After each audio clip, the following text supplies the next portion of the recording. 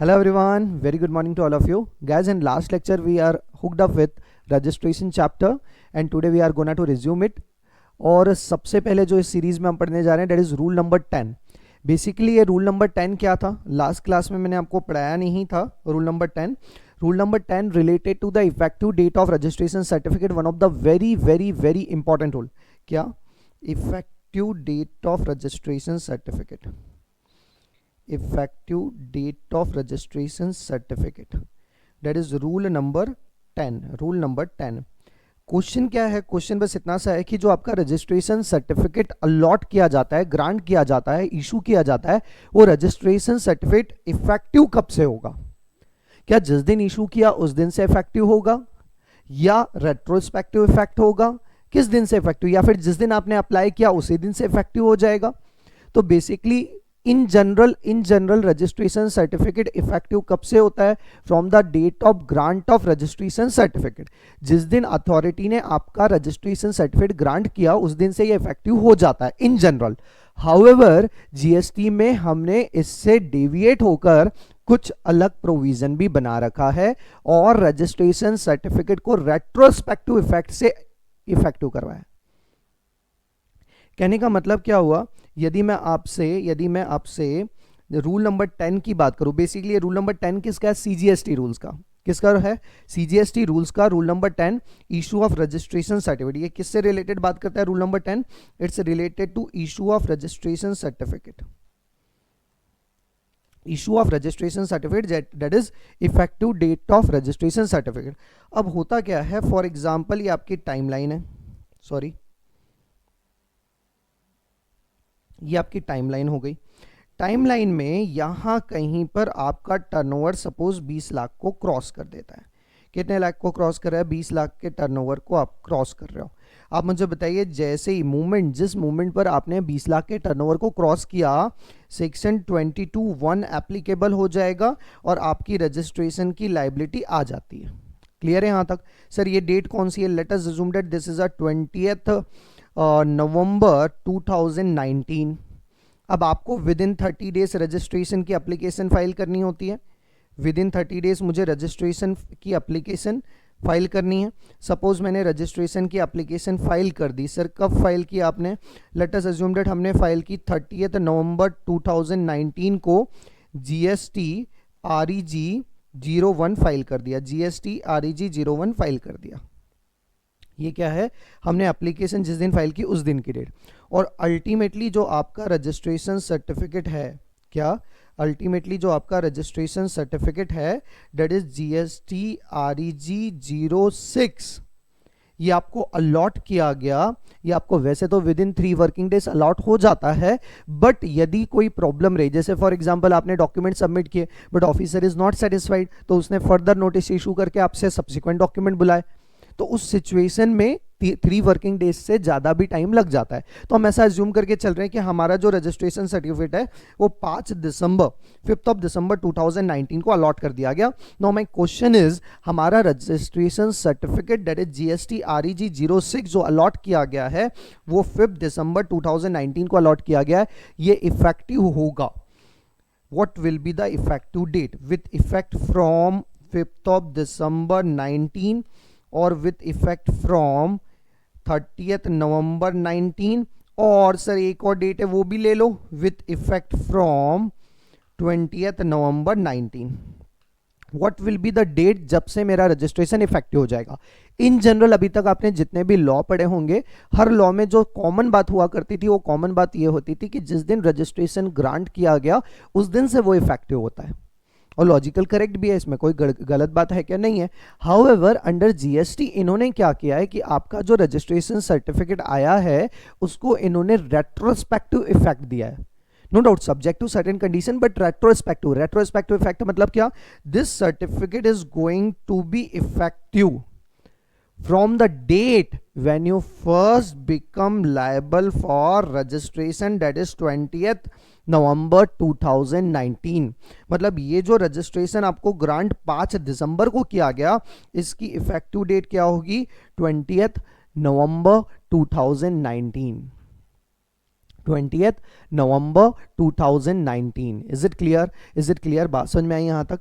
बात समझ में आ रही है? Is it clear? तो यहाँ पर क्या बोला गया कि यदि आप लायबल फॉर रजिस्ट्रेशन हो जाते हो और विद इन 30 डेज यदि आपने एप्लीकेशन फाइल कर दी और आपका आरसी ग्रांट कर दिया गया, तीन बातें, क्या क्या? Person liable for registration either under section 22 or under section 24 plus registration application filed within 30 days plus registration certificate granted। यदि ये तीनों कंडीशन सेटिस्फाइड हो जाती है then your RC effective with effect from the date when you will become first liable for registration, मतलब retrospective effect होगा। Clear है? बात समझ में आई? क्लियरिटी है यहां तक? अच्छा, बट यदि आपने within 30 days application file नहीं की, या फिर if you are going for registration under voluntary scheme, मतलब क्या 22-24 की एप्लीकेबिलिटी नहीं है, हम वॉलेंटरी रजिस्ट्रेशन करवा रहे हैं, तो उस सिचुएशन में जनरल बातें होगी, दैट इज प्रोस्पेक्टिव इफेक्ट आएगा। कैसा इफेक्ट आएगा? प्रोस्पेक्टिव इफेक्ट आएगा। क्लियर है? बात समझ में आई? अच्छा, ये जो बात हमने की है ना बेटा, ये बहुत इंपॉर्टेंट है। रीजन बीइंग दैट क्योंकि ये एग्जाम में MCQ as well as subjective दोनों वे में आपसे पूछी जा सकती है। एमसीक्यू वे में भी आपसे पूछी जा सकती है, इवन दो सब्जेक्टिव वे में भी आपसे पूछी जा सकती है। Is it clear? बात समझ में आई क्या यहां तक? बताओ, समझ में आई क्या बातें यहां तक? यदि यहां तक क्लियर हो गया होगा तो इससे पहले हम लिख लेते हैं, after that will come to the new part. ठीक है, तो लिखिए, सबसे पहले क्या लिखूं मैं? स्टार मार्क करिए यहां पे और स्टार मार्क करके लिखिए effective date of registration certificate. Important, कल मैंने आपको नोट्स में भी लिखवाया था इंपॉर्टेंट, बट कल हमने पढ़ा नहीं था, आज हम इसे पढ़ रहे हैं। ठीक है, ये बेसिकली कहाँ दिया गया है? तो लिखिए CGST रूल्स में दिया गया है। और कौन सा रूल है सर ये भी बता दीजिए? रूल नंबर 10, जो कि जनरली इशू ऑफ किसके बारे में बात करता है? Issue of registration certificate and its effective date. Registration certificate मतलब आरसी। ठीक है, अब यहां पर मैं आपको दो सिचुएशन दे रहा हूं, दोनों सिचुएशन में वन बाय वन हम डिस्कस करेंगे कि हमारा आरसी इफेक्टिव कब से होगा। पहला, person becoming liable for registration, liable for registration. ठीक है, केस नंबर 1। अच्छा, इसी में हम बात कर लेते हैं कि आपने रजिस्ट्रेशन एप्लीकेशन कब फाइल की। Sir registration applied for, registration application हम जो फाइल करते हैं वो कौन से फॉर्म में करते हैं ये भी बता दीजिए। तो बेटा रजिस्ट्रेशन एप्लीकेशन हम GST REG 01 में फाइल करते हैं। क्लियर है ना? कैसे फाइल करते हैं? GST REG 01। और सब्सिक्वेंटली मैं यहाँ पे लिखता हूँ रजिस्ट्रेशन ग्रांटेड, कि आपका रजिस्ट्रेशन ग्रांट कब किया गया। Registration granted. ठीक है, और इस बेसिस पे हम डिसाइड करेंगे कि हमारे जो रजिस्ट्रेशन की वैलिडिटी है, इफेक्टिव डेट है, नॉट वैलिडिटी, इफेक्टिव डेट जो है वो कब से होगी। मतलब यहाँ पर मैं आपसे बेसिकली क्या पूछना चाहूँगा कि this is nothing but the effective date of registration क्या होगी। Effective date of registration certificate, effective date of registration certificate. ठीक है, सबसे पहले मैं यहाँ पर केस 1 ले रहा हूँ, एक एक करके आप सोच समझ के आंसर दीजिएगा। This is the case 1।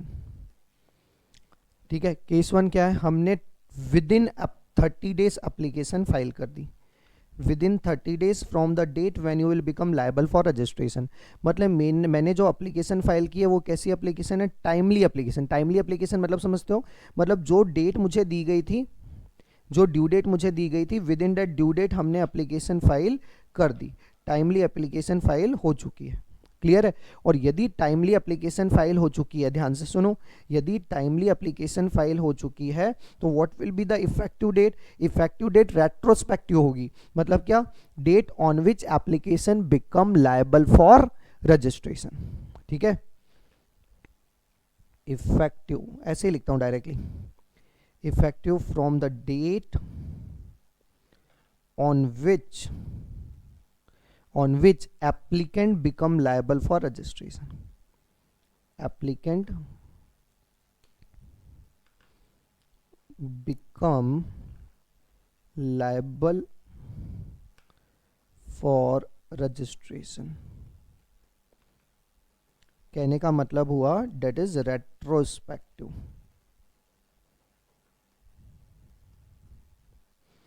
ठीक है, कैसा इफेक्ट आएगा, रेट्रोस्पेक्टिव। अब इसी का मैं केस 2 की बात करूं, ठीक है, केस 2 क्या हो सकता है सर, केस 2 में जो हमने एप्लीकेशन फाइल की, अच्छा मुद्दे की बात यह है कि जब हम बोलते हैं पर्सन लायबल फॉर रजिस्ट्रेशन, तो हम यहाँ पे किसकी बात करते हैं, हम बात करते हैं कि ईदर अंडर सेक्शन, बोलो, ईदर अंडर सेक्शन 22 या 24 के अकॉर्डिंगली उसकी रजिस्ट्रेशन की लाइबिलिटी आई है। वॉलेंटरी रजिस्ट्रेशन के लिए वो बंदा नहीं जा रहा, वॉलेंटरी रजिस्ट्रेशन में तो स्ट्रेट अवे आपको प्रोस्पेक्टिव इफेक्ट ही आएगा। वाई, बिकॉज पर्सन लायबल कभी हुआ ही नहीं होगा। समझ में आ रही है? तो यहां पर मुझे बताओ, मोर देन 30 डेज, यदि आपने बियॉन्ड 30 डेज एप्लीकेशन फाइल की, more than 30 days, more than 30 days मतलब हम जो एप्लीकेशन फाइल कर रहे हैं बेटा, इट्स अ बिलेटेड एप्लीकेशन। कैसी एप्लीकेशन फाइल की हमने, बिलेटेड एप्लीकेशन फाइल की है। And whenever we will go for belated application, यदि हमने एप्लीकेशन टाइम से फाइल नहीं की, बिलेटेड फाइल की, तो हमारा रजिस्ट्रेशन सर्टिफिकेट भी इफेक्टिव कब से होगा, from the date of grant of registration and not from the date of when you will become liable for registration. मतलब प्रोस्पेक्टिव इंपैक्ट देगा, ना कि रेट्रोस्पेक्टिव। तो मैं यहां पे क्या लिखूं, effective, effective from date of grant of registration certificate, registration certificate. कहने का मतलब हुआ कि प्रोस्पेक्टिव होगा, ना कि रेट्रोस्पेक्टिव। ठीक है, यहां पे स्टार मार्क करके मैं एक बात और लिख देता हूं, in case of voluntary registration,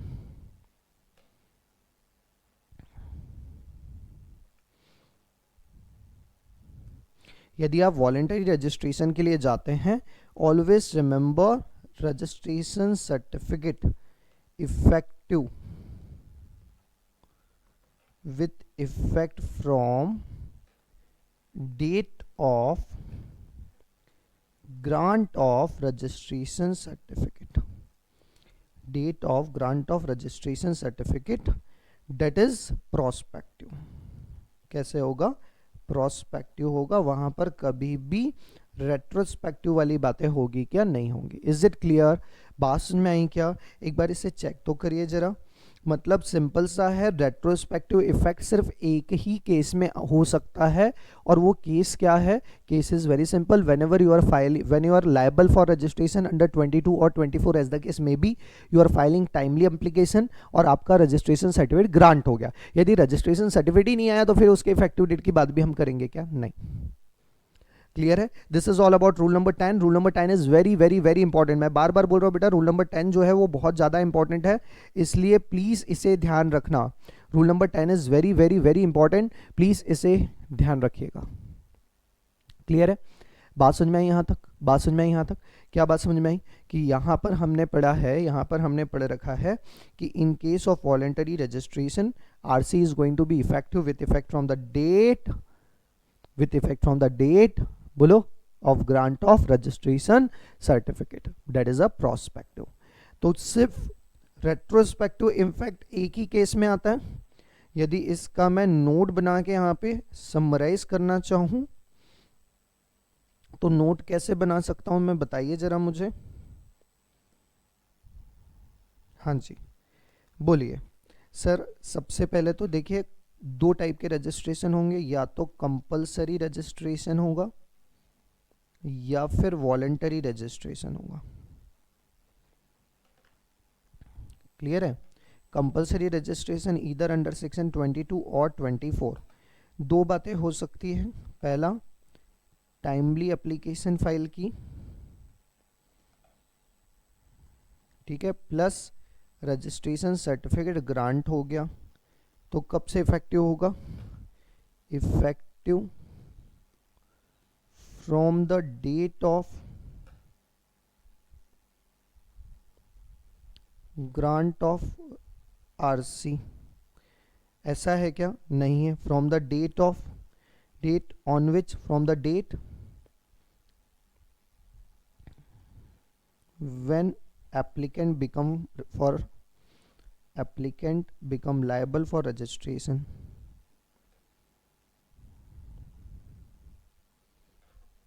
registration मतलब क्या हो जाएगा? Retrospective impact. क्लियर है? ध्यान रहेगा यहाँ तक? हाँ जी सर, बिल्कुल ध्यान रहेगा। ठीक है।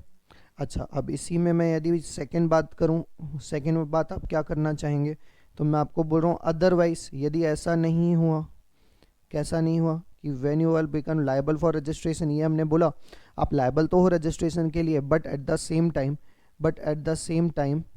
क्या, but at the same time आपने टाइमली एप्लीकेशन फाइल नहीं की या फिर आपका आरसी ग्रांट नहीं हुआ, तो मैं क्या बोलूँगा? Effective from the date of grant of RC.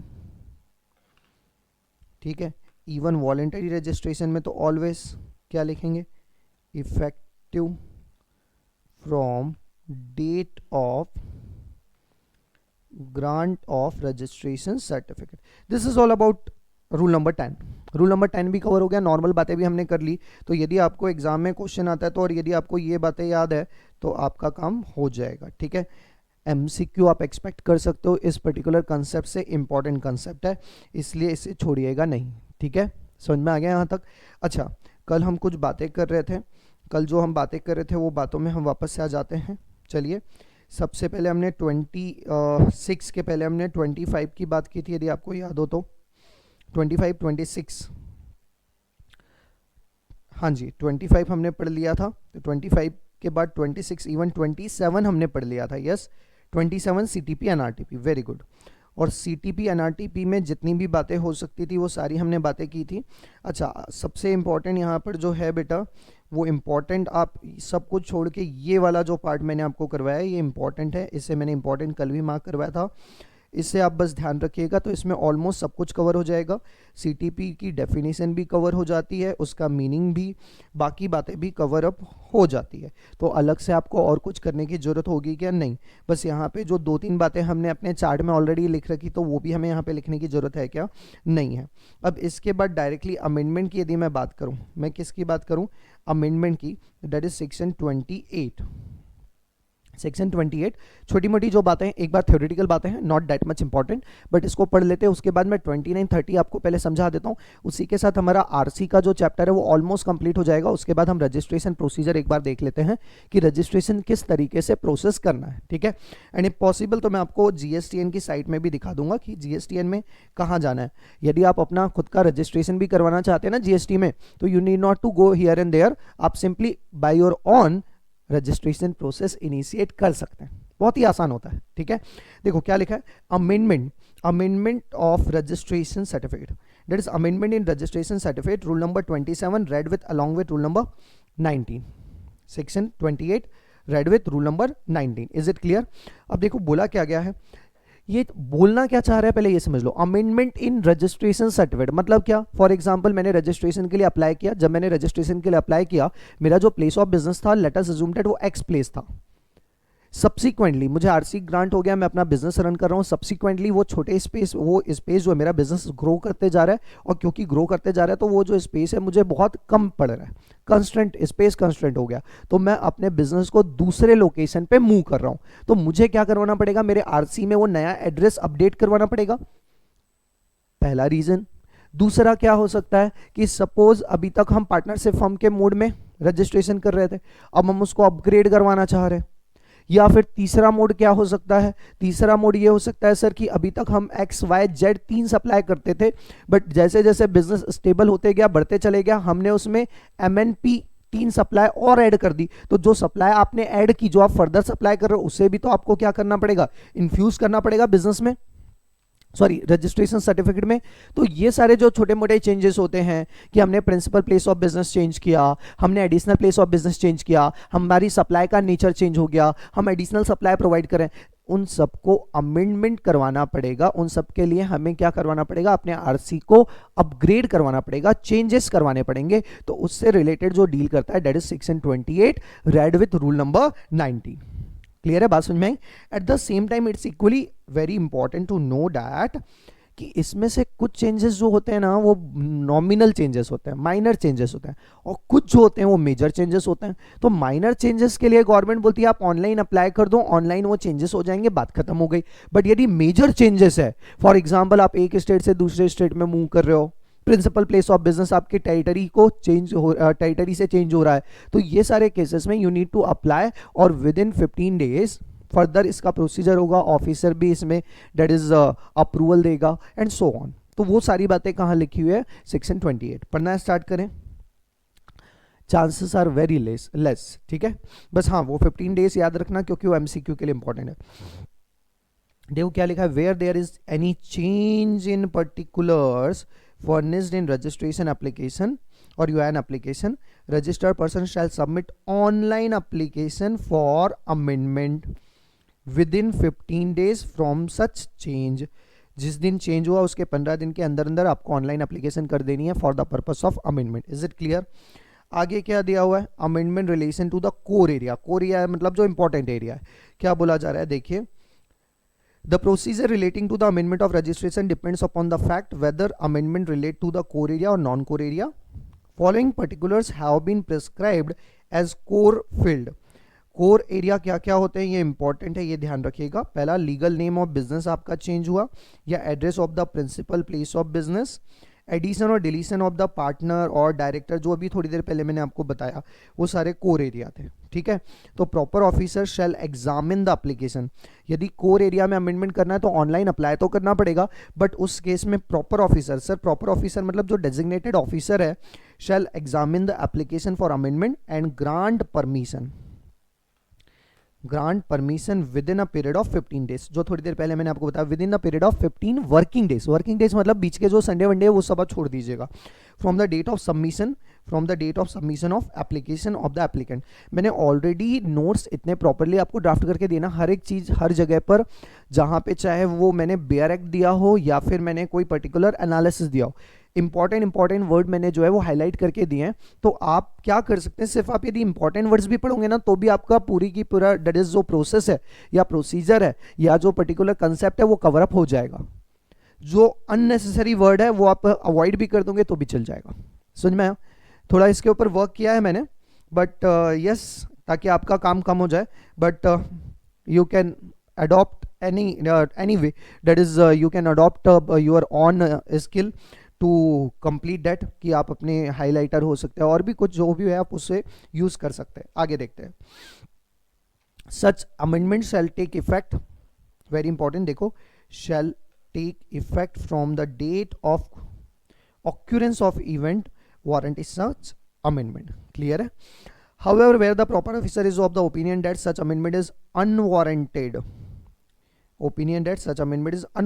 or document furnished are incomplete or inaccurate, तो proper officer क्या करेगा, आपको नोटिस भेजेगा, then he will serve a notice to demand further subsequent documents। ठीक है, where the registered person files satisfactory reply, तो within 7 working days हम क्या करेंगे, आपकी एप्लीकेशन को अप्रूव कर देंगे और आपका अमेंडमेंट पिक्चराइज हो जाएगा।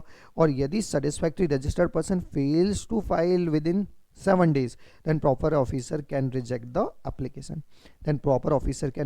application। ठीक है, यदि proper officer with in 15 days या विद इन 7 वर्किंग डेज जो हमने टाइम लिमिट दी है, यदि उसके अंदर अंदर अमेंडमेंट नहीं करता तो क्या होगा, डीम टू बी अमेंडेड। देखो क्या लिखा हुआ है, again important, where the proper officer fails, अभी तक असेसी फेल हो रहा था, proper officer fails to take any action within 15 working days या फिर within 7 working days from the date of submission or from the date of receipt of reply to the so called notice, certificate of registration shall stand amended, that is deemed to be amended to the extent applied, and the amendment certificate shall be made available to the registered person on the GST common portal। ये क्या बोल रहा है, यदि fail हो गया then deem to be amended, deem to be amended. ठीक है। Amendment relating to non core area, non core area में ज़्यादा कुछ टेंशन नहीं रहता, उसमें स्ट्रेट अवे आपको परमिशन दे दी जाती है। Application for amendment related to non core area areas of information the permission proper officer is not required, proper officer की कोई परमिशन की रिक्वायरमेंट नहीं होती है, डायरेक्टली आप अप्लाई करो ऑनलाइन और ऑनलाइन ही वो अपने आप अमेंडमेंट हो जाता है। ठीक है।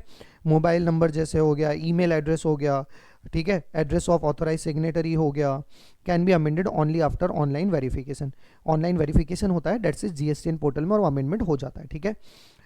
अमेंडमेंट इन पैन, ठीक है, this is a core area non core area, even though pan यदि आपका कॉन्स्टिट्यूशन चेंज हुआ है तो पैन आपको चेंज करना पड़ेगा, क्योंकि पहले आप suppose individual as a proprietary work कर रहे थे और अब क्या हो गया, आप फॉर्म में दैट इज पार्टनरशिप फॉर्म बना रहे हो, तो जब आप पार्टनरशिप फॉर्म में कन्वर्ट करवाओगे तो आपका पैन इंडिविजुअल का चेंज होके पार्टनरशिप फॉर्म का पैन आएगा, फोर्थ लेटर एफ होगा, तो आपको अकॉर्डिंगली जीएसटीआईएन भी चेंज करना पड़ेगा। बात समझ में आ रही है? तो आपको उसके लिए तो फ्रेश रजिस्ट्रेशन ही अप्लाई करना पड़ेगा। This is not related to the amendment, क्यों? क्योंकि आपका पूरा का पूरा जीएसटीआईएन ही चेंज होने वाला है, इसलिए यहां पर यदि पैन चेंज हो रहा है then you need to apply for fresh registration. इसके पहले मैंने आपको एक बात बोली थी कि ये पार्टनरशिप फॉर्म के वे में आप बिजनेस करो और आप उसे अपग्रेड करो। अपग्रेड का मतलब मेरा क्या था कि पार्टनर्स ऐड कर रहे हैं, तो पार्टनरशिप फॉर्म तो वही रहेगी ना, पैन चेंज होगा क्या? नहीं होगा, सिर्फ उसका कंपोजिशन जो है वो चेंज हो रहा है, तो उस केस में इट्स अमेंडमेंट। बट यदि आप पार्टनरशिप फॉर्म से कंपनी में कन्वर्ट कर रहे हो तो फिर तो आपको फ्रेश रजिस्ट्रेशन लेना ही पड़ेगा। क्लियर है? अब हम बात करें कैंसिलेशन ऑफ रजिस्ट्रेशन की। चलिए जी, कैंसिलेशन ऑफ रजिस्ट्रेशन की बात करें।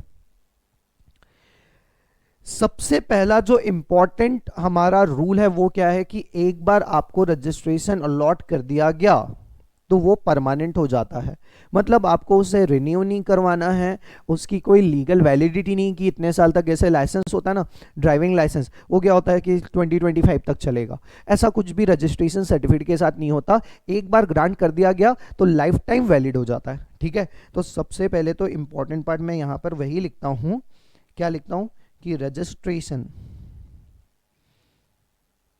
Once granted, registration once granted is permanent।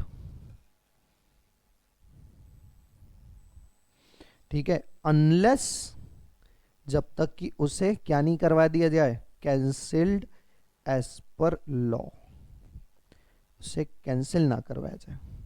अब कैंसिल होगा कैसे, कैंसिलेशन का क्या प्रोसीजर है तो वो देख लेते हैं। चलिए, क्या लिखा, अनलेस कैंसिल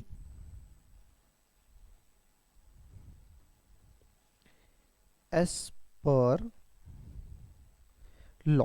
ठीक है, अब what that is what are the criteria for cancellation, cancellation कैसे होगा, उसका क्राइटेरिया क्या होगा, एप्लीकेशन किससे फाइल करनी पड़ेगी, कैंसिलेशन कौन करेगा।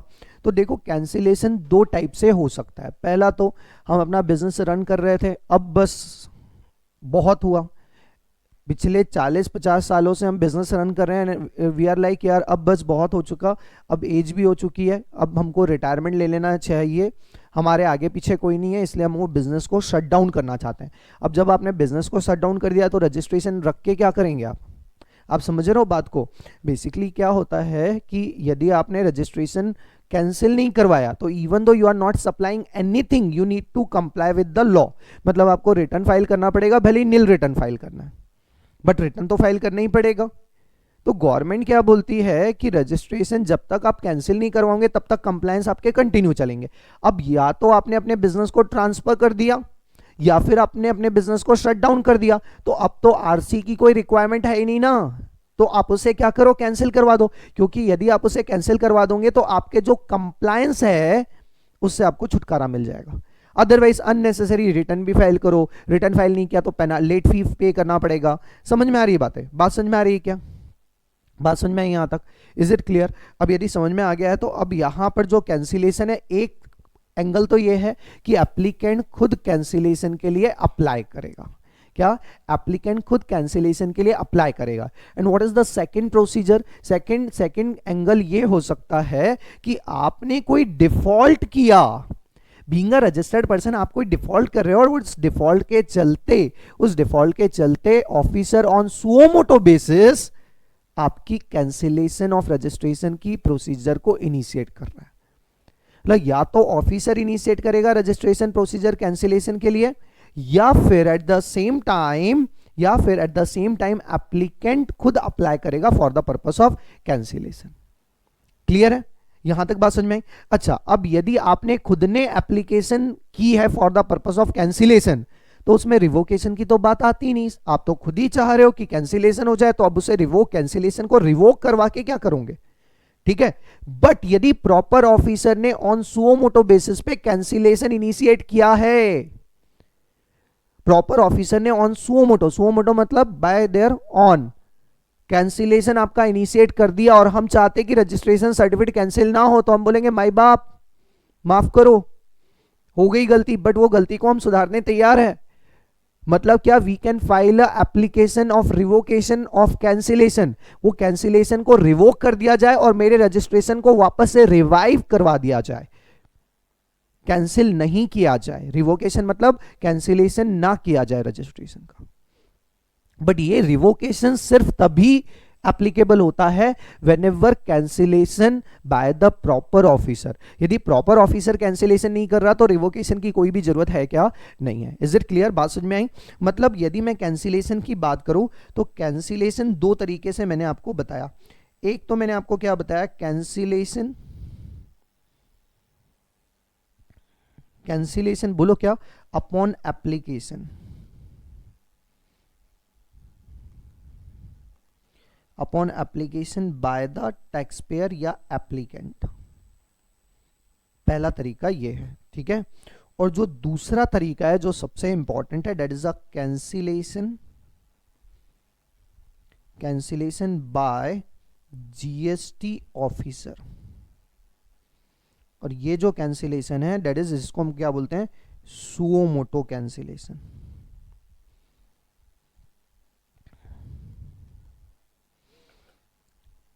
ठीक है। अब सबसे पहले यदि मैं बात करूं कि एप्लीकेंट जो है वो कैंसिलेशन के लिए कब कब जाएगा, व्हाट आर द ग्राउंड्स जिसके चलते हम कैंसिलेशन के लिए जाएंगे, व्हाट आर द ग्राउंड्स। ठीक है, वैसी ही बातें हम यहाँ पे भी करेंगे कि व्हाट आर द ग्राउंड्स जिसके चलते हमें कैंसिलेशन के लिए जाना पड़ेगा। चलिए देख लें, पहले चलो इसकी बात कर लेते हैं, cancellation upon application by the applicant. सबसे पहले तो मैंने आपको क्या बताया, बताओ, सबसे पहले मैंने आपको क्या बताया सर, हमने पढ़ा कि डिसकंटिन्यू कर रहे हैं हम अपने बिजनेस को, शट डाउन कर रहे हैं, तो डिसकंटिन्यूएशन ऑफ बिजनेस, क्या लिखूंगा, डिसकंटिन्यूएशन ऑफ बिजनेस। यदि मैं अपने बिजनेस को डिसकंटिन्यू करने जा रहा हूं then there is a no requirement of registration. Discontinue कर रहे हो तो अपने रजिस्ट्रेशन को कैंसिल करवा दो, कहानी खत्म करो। क्लियर है यहाँ तक। सेकंड क्या होगा, ट्रांसफर, जो अभी अभी मैंने बात की, ट्रांसफर ऑफ बिजनेस, हम अपने बिजनेस को ट्रांसफर कर रहे हैं। क्या हम अपने बिजनेस को क्या कर रहे हैं बेटा, ट्रांसफर कर रहे हैं। इज इट क्लियर, बात समझ में आई क्या, बिजनेस को मैं क्या कर रहा हूँ, ट्रांसफर कर रहा हूँ। Is it clear sir. इसके अलावा और कौन से ग्राउंड है, तो इसके अलावा और कौन सा ग्राउंड है, चेंज इन कॉन्स्टिट्यूशन। अब क्वेश्चन ही आता है कि चेंज इन कॉन्स्टिट्यूशन का मतलब क्या है। सर चेंज इन कॉन्स्टिट्यूशन मतलब वो कॉन्स्टिट्यूशन ऑफ इंडिया में यदि चेंज हुआ तो, नहीं नहीं नहीं नहीं नहीं, constitution of business. Sir business का भी कॉन्स्टिट्यूशन होता है, हाँ जी। चेंज इन कॉन्स्टिट्यूशन का मतलब क्या है कि सपोज यदि आपका पार्टनरशिप फर्म में के मोड में अभी तक बिजनेस रन हो रहा था, अब वो पार्टनरशिप फर्म का कॉन्स्टिट्यूशन दैट इज उसका मोड जो है वो आप चेंज करके कंपनी में कन्वर्ट करवा रहे हो, तो अब कंपनी का पैन नया आएगा तो फ्रेश रजिस्ट्रेशन करवाना पड़ेगा और ओल्ड रजिस्ट्रेशन को कैंसिल करना पड़ेगा। तो वही बात हो रही है, समझ में आई बात। क्या बोला, क्या change in constitution of the business, change in constitution of the business. कहने का मतलब क्या हुआ? कहने का मतलब एकदम सिंपल सा है कि इधर या तो आप कंपनी से फर्म में कन्वर्ट हो रहे हो, या प्रोप्राइटरी से फर्म में कन्वर्ट हो रहे हो, फर्म से एलएलपी में convert. Whenever you are changing your mode of operation, that is change in, इसको मैं ऐसा भी लिख सकता हूं, that is change in mode of operation. For example partnership firm to LLP और कंपनी एटसेट्रा। ठीक है, यहाँ तक समझ में आया? सर अपार्ट फ्रॉम डेट इसके अलावा क्या कोई और केसेस है जिसमें हम अपने रजिस्ट्रेशन के कैंसिलेशन के लिए जाएंगे? हाँ जी, सबसे लास्ट क्या है कि आपने रजिस्ट्रेशन करवा रखा था बिकॉज आप लायबल थे रजिस्ट्रेशन के लिए। हाउएवर अब आपका टर्नओवर कम हो गया and you are no more liable for registration, तो क्या मैं अपना कैंसिलेशन करवा सकता हूं आरसी का? आंसर इज यस, कोई प्रॉब्लम ही नहीं है। सपोज मेरा टर्नओवर 20 लाख को क्रॉस कर गया कि तो मेरी रजिस्ट्रेशन की लायबिलिटी आ गई, मैंने रजिस्ट्रेशन करवा लिया, बट सब्सिक्वेंटली अगेन 20 लाख से कम हो गया टर्नओवर, तो अब तो रजिस्ट्रेशन की कोई रिक्वायरमेंट थी नहीं। और जब रजिस्ट्रेशन की रिक्वायरमेंट नहीं है तो फिर मैं क्या करूंगा? यदि रजिस्ट्रेशन की रिक्वायरमेंट नहीं है तो क्या करूंगा? अननेसेसरी कंप्लायंस क्यों बढ़ाना? रजिस्ट्रेशन सर्टिफिकेट कैंसिल कर दो तो आपके कंप्लायंस भी कम हो जाएंगे। तो क्या होगा? नेक्स्ट पॉइंट बोलिए। नेक्स्ट पॉइंट क्या लिखूंगा मैं? Taxable person, no more a taxable person.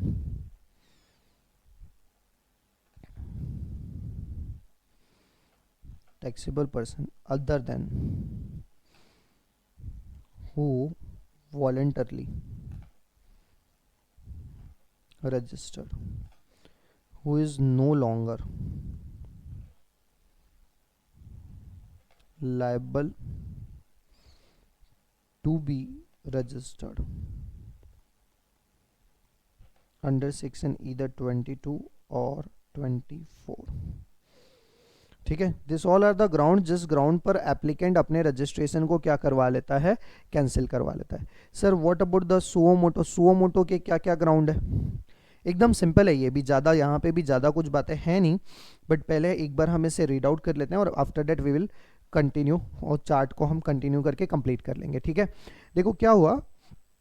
Cancellation of registration on application made by the proper officer or by the proper officer on suo motu. ये प्रॉपर ऑफिसर को यहाँ से काट दीजिए, प्रॉपर ऑफिसर नहीं है, ये एप्लीकेंट है, वो बाय मिस्टेक हो गया है। Made to the sorry correct है मत काटिए, made to the proper officer है, मतलब क्या एप्लीकेंट एप्लीकेशन करेगा ऑफकोर्स प्रॉपर ऑफिसर को, या फिर on suo motto by the proper officer. Perfect है। सिचुएशन क्या क्या है? Registration can be cancelled either suo motto by the proper officer or application for cancellation made by the registered person. अब registered person कब कब application file करेगा? तो यहाँ पर दिया है डिसकंटिन्यूएशन ऑफ बिजनेस, हमने अभी पढ़ा। ट्रांसफर ऑफ बिजनेस, अमलगमेशन, वो एक ही बात है, अमलगमेशन मैंने सेपरेटली नहीं लिखा है, वो ट्रांसफर में ही कवर हो जाता है। Disposal of business, okay. उसके बाद क्या? Amalgamation, disposal, that is demerger, change in constitution. Constitution का मतलब समझ में आया आपको? Taxable person is no longer liable for registration, ठीक है। This all are the ground under which applicant going to be apply for registration, ठीक है। However what are the grounds जिसमें कैंसिलेशन सुओ मोटो होता है? तो सुओ मोटो के ground क्या है वो बहुत इंपॉर्टेंट है, दिस इज इंपॉर्टेंट पार्ट, ठीक है। अब सुओ मोटो के ग्राउंड क्या है? Registered person does not conduct any business from the declared place of business, does not conduct any business from the declared place of business. Registered person issue invoice bill without supply, मतलब क्या हुआ कि contravention of the provision of the act. क्या होता है? जैसे आपने देखा होगा कि इनवॉइस सप्लाई कर देते हैं लोग विदाउट सप्लाइंग द गुड्स, और आपने ये भी सुना होगा कि करोड़ों रुपए की आईटीसी का घोटाला हुआ। अभी आईटीसी का घोटाला कैसे हुआ? For example I am a registered person, ठीक है, मेरी आउटपुट टैक्स आउटवर्ड सप्लाई बहुत ज्यादा है, तो मेरी लाइबिलिटी ज्यादा है, बट मेरे पास इनवर्ड सप्लाई कुछ भी नहीं, तो मैंने किसी से बिल परचेस किया। सर बिल परचेस किया? बिल परचेस होते हैं? हाँ होता है, आप जब प्रैक्टिकल वर्ड में आओगे ना तो आप ये बातें सुनोगे। बहुत लोग ऐसा करते हैं, it's not a ethical practice, it's unethical practice, और आप किसी को कभी सजेस्ट भी मत करना अनएथिकल प्रैक्टिस के लिए, कभी बातें नहीं करने की, ऑलवेज एथिकल प्रैक्टिस करने का, ठीक है। तो क्या होता है कि वो लोग इनवॉइस परचेस करते हैं। अब इनवॉइस परचेस कैसे करते हैं, मतलब मैंने आपसे इनवॉइस परचेस किया, इट्स जस्ट लाइक कि आपने मेरे नाम से बिल बना दिया इनवायर सप्लाई का, बट एक्चुअल में मैंने गुड्स आपसे परचेस किए ही नहीं। मुझे तो सिर्फ जो काम था वो किसका था, जीएसटी का। तो जो 18% उसमें जीएसटी आपने बिल में लगा के दिया, उसका मैंने आईटीसी ले लिया और उसे यूटिलाइज कर लिया for the purpose of payment. Sir ऐसा कोई क्यों करेगा, उसी की भी तो लाइबिलिटी है। अरे उसके पास ऑलरेडी आईटीसी पड़ा हुआ है और वो इसके बदले हमसे 2% 5% जो भी मार्केट रेट चल रहा होगा वो ले लेता है, तो उसका वो बेनिफिट हो जाता है कैश में। समझ में आया, समझ में आया, समझ में आया।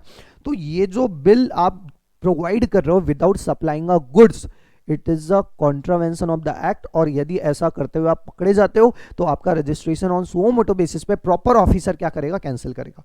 आगे देखो, registered person has failed to furnish return for a continuous period of 6 months. Person paying tax under the composition scheme, मतलब क्या, section 10 has failed to furnish return for 3 consecutive year। अब क्वार्टरली रिटर्न फाइल करना पड़ता है, मतलब 9 months की बात हो गई, 9 महीने तक आपका कंटिन्यू रहा डिफॉल्ट। तो voluntary registered person failed to commence his business within 6 months from the date of registration and registration has been obtained by means of fraud, wilful misstatement etcetera. ठीक है, तो ये डोंट वरी, मैं आपको लिखवा दे रहा हूँ। एक बार थोड़ा जो छोटा मोटा प्रोसीजर दिया है वो भी पढ़ लेते हैं। प्रोसीजर जो है वो थोड़ा सा थ्योरेटिकल है, तो यहीं से पढ़ के खत्म कर देते हैं। पहले मैंने आपको ऑलरेडी बता दिया, इलेक्ट्रॉनिकली आपको अप्लाई करना पड़ेगा विद इन 30 डेज। ठीक है, देखो क्या लिखा, registered person seeking cancellation of registration shall electronically submit application to the GSTN for the cancellation within 30 days from the date of occurrence. ठीक है, he is required to furnish in the application the details of input. इसकी बातें मैं आपके साथ करूंगा section 18 में, इसकी बातें मैं कहाँ करूंगा, सेक्शन 18 आईटीसी के चैप्टर में। ठीक है, contained in semi finished goods or finished goods as the case may be, proper officer shall examine the application and if the proper officer is satisfied तो वो आपको क्या कर देगा, आपको date of submission of application से आपके RC को कैंसिल कर देगा, डेट्स इट। ठीक है, अच्छा, ऑन सुओ मोटो बेसिस पे क्या होगा, अब देखो सुओ मोटो बेसिस पे ऑफिसर कैंसिलेशन इनिशिएट कर रहा है तो मुझे आपको ऑप्शन देना पड़ेगा, सॉरी नॉट ऑप्शन, अपॉर्चुनिटी देनी पड़ेगी, opportunity of being hard, principle of natural justice, कि आपको मैं अपॉर्चुनिटी दूं कि मैं आपका आरसी कैंसिल कर रहा हूं इस ग्राउंड पे।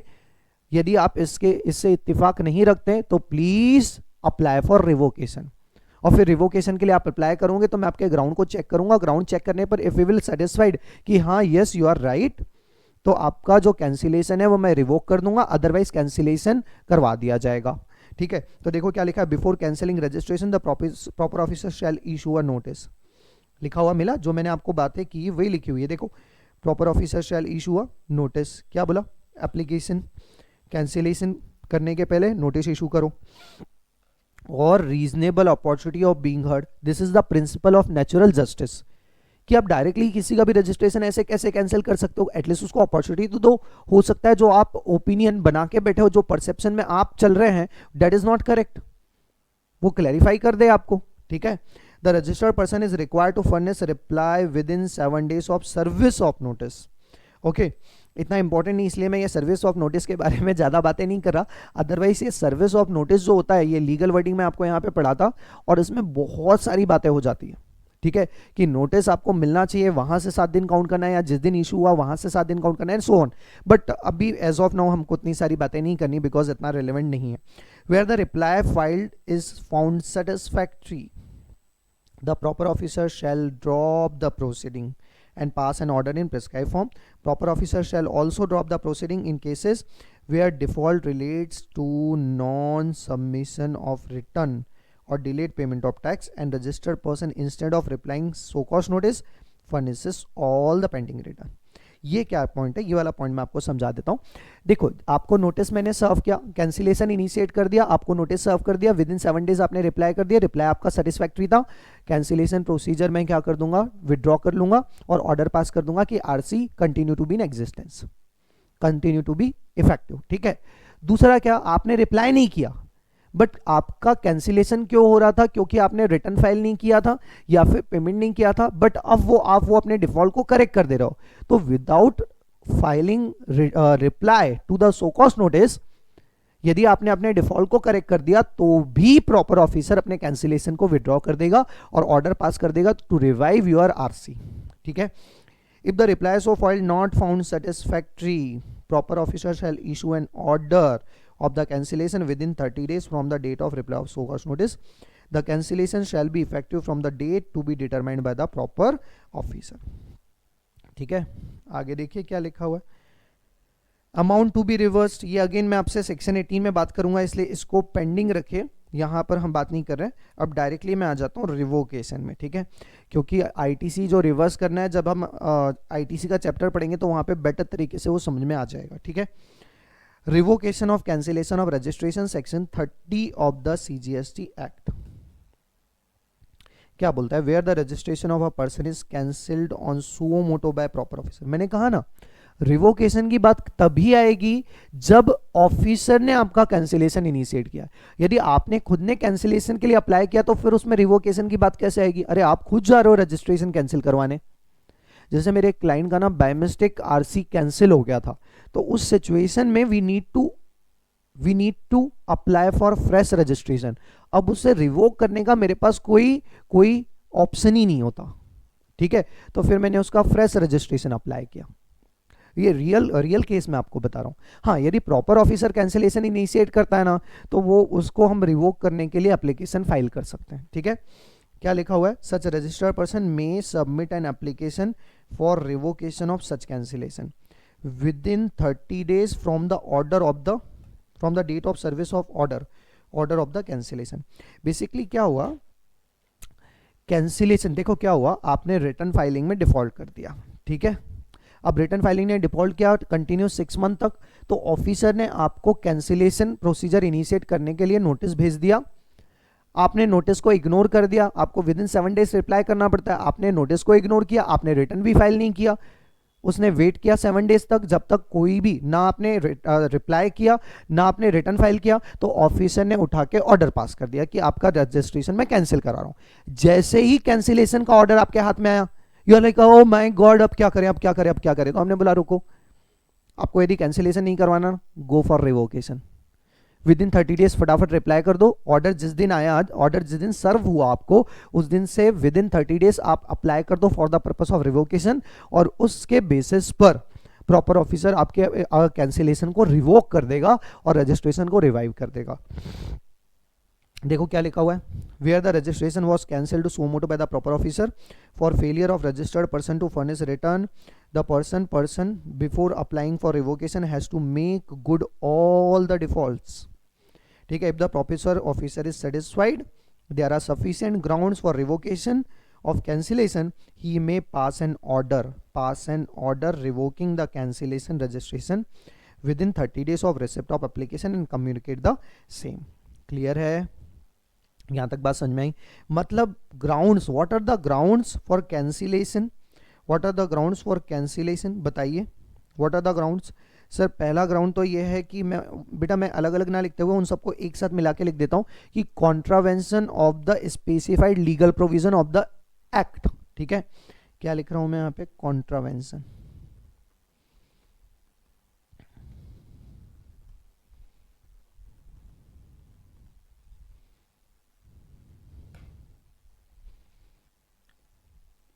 ब्रैकेट में मैं लिख देता हूं इशूइंग इनवॉइस विदाउट सप्लाई. ये बहुत बड़ा ना रैकेट था ये. अभी बीच में करोड़्स ऑफ रुपीस की पेनाल्टी इसके ऊपर लगाई गई है.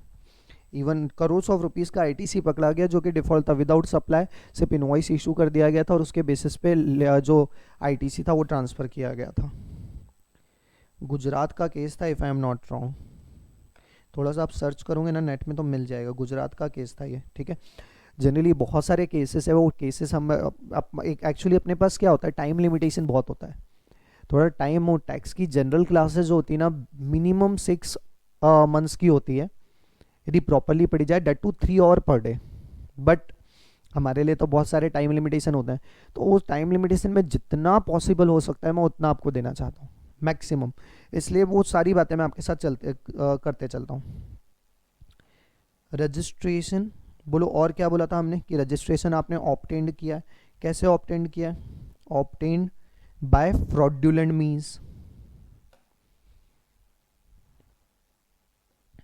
Bye fraudulent means. कहने का मतलब क्या हुआ कि आपने जो एड्रेस प्रूफ दिया वो गलत दे दिया, ठीक है, या फिर फ्रॉड किया, इंफॉर्मेशन करेक्टली फर्निश नहीं की।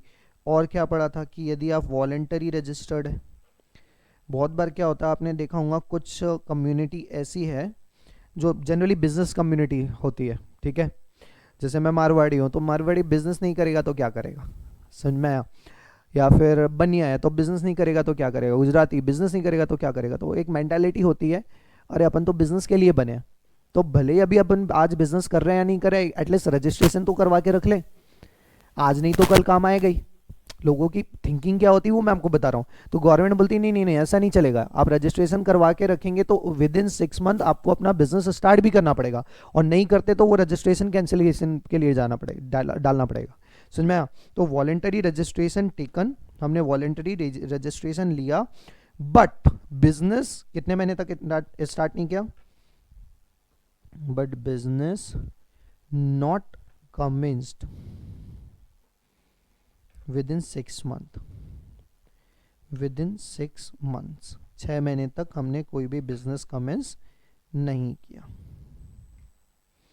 ठीक है। अपार्ट फ्रॉम डेट और क्या, अब मैंडेटरी रजिस्ट्रेशन की है तो वॉलेंटरी रजिस्ट्रेशन हो गया, बट आपने रजिस्ट्रेशन कैसे करवाया था, मैंडेटरी बेसिस पे, मैंडेटरी रजिस्ट्रेशन टेकन। बट अब यहाँ पे 2 पॉइंट हो सकते हैं। एक तो आपने यदि आप कंपोजिट सप्लायर है तो 9 महीने दैट इज 3 कंसेक्यूटिव पीरियड का रिटर्न डिफॉल्ट किया। कंसेक्यूटिव मतलब लगातार, सपोज मैंने 1 क्वार्टर का रिटर्न फाइल कर दिया, फिर 2 क्वार्टर का फाइल नहीं किया, फिर नेक्स्ट क्वार्टर का कर दिया, तो ये डिफॉल्ट कंटिन्यू है क्या, नहीं है, कंसेक्यूटिव डिफॉल्ट होना चाहिए, ठीक है। तो यहां पर बट लिखो consistent failure,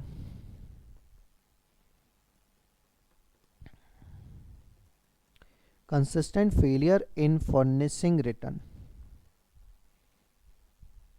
returns as stated below। अब देखो यहाँ पे 2 बातें हो सकती है, और 2 क्या है, या तो आप नॉर्मल रजिस्टर्ड पर्सन होंगे, मतलब या तो आप रेगुलर सप्लायर होंगे, रेगुलर सप्लायर है तो डिफॉल्ट हमने कितना लेना है, कंसेक्यूटिव 6 मंथ। और दूसरा क्या है, या तो आप कंपोजिट सप्लायर होंगे, मतलब आपने कंपोजिशन स्कीम ऑप्ट की है सेक्शन 10 की, तो कितना डिफॉल्ट लेना है, 3 कंसेक्यूटिव पीरियड का। क्लियर है ना। तो कंपोजिट सप्लायर के लिए बताओ डिफॉल्ट क्या बताया मैंने, continuous default of, sorry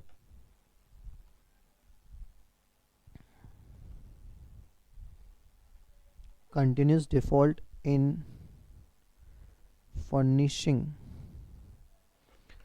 returns for 3 tax period. ठीक, 3 टैक्स पीरियड मतलब क्या हो जाएगा बताओ, दैट इज टैक्स पीरियड इसके लिए क्या है, पहले तो continuous of 3 tax period that is 3 quarter, क्योंकि इसका रिटर्न कैसे जाता है, क्वार्टरली जाता है।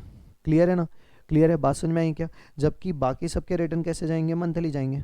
तो यहाँ पर मैं क्या करूँ, continuous default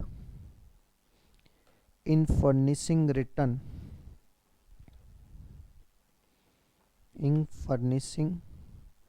return for, बोलो क्या, कितने मंथ, 6 मंथ पीरियड,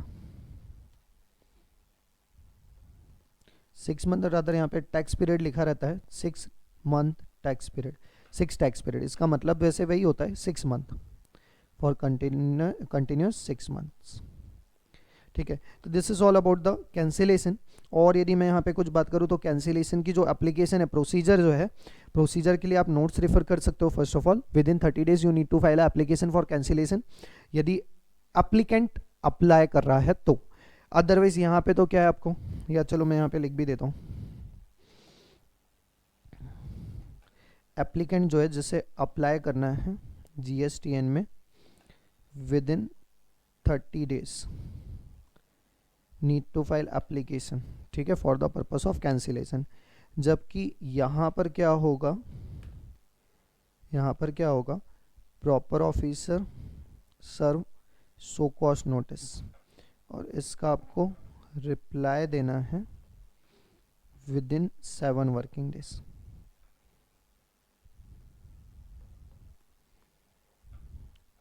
ठीक है, नॉट एप्लीकेंट, टैक्सेबल पर्सन। ठीक है, बाकी की प्रोसीजर वहाँ पे लिखी हुई है ऑलरेडी, तो हम अननेसेसरी मेहनत करके यहाँ पे वापस से लिखेंगे क्या? नहीं लिखेंगे। Is it clear? बात समझ में आ गई यहाँ तक? बात समझ में आई क्या यहाँ तक? एक बार चेक करिए, एक बार चेक कर लीजिए, इसके बाद मैं आपको लास्ट प्रोसीजर बता देता हूँ, उसी के साथ हमारा रजिस्ट्रेशन का पार्ट कंप्लीटली खत्म हो जाएगा। ठीक है, so guys now we are going to learn last part of GST registration. We started with section 23 में हमने पढ़ा person not liable for registration in its entirety, हमने उसे कंप्लीट किया। After that we come to the 22-24 that is person liable for registration. 22 general था, 24 में specifically compulsory registration और respective of the turnover बातें दी गई थी। उसके बाद 25 पढ़ा। 25 में इफेक्टिव डेट ऑफ रजिस्ट्रेशन हमने लास्ट लेक्चर में छोड़ दिया था, आज हमने उससे कवर कर लिया रूल 10 में। 25 का प्रोसीजर हमने पढ़ा। Last 26 deemed registration, 27 CTP NRTP, 28 amendment जो आज हमने कंप्लीट किया, 29 30 that is a cancellation revocation आज हमारा कंप्लीट हो चुका। लास्ट पार्ट हम जीएसटी रजिस्ट्रेशन का पढ़ रहे हैं, that is a registration procedure. अब यदि मैं जीएसटी रजिस्ट्रेशन प्रोसीजर की बात करूं, किसकी बात करूं मैं, बोलिए? GST registration procedure. ठीक है, जो बातें हमारी हो रही है वो किसकी हो रही है? जीएसटी, हेडिंग डाल दीजिए सबसे पहले, जीएसटी रजिस्ट्रेशन प्रोसीजर।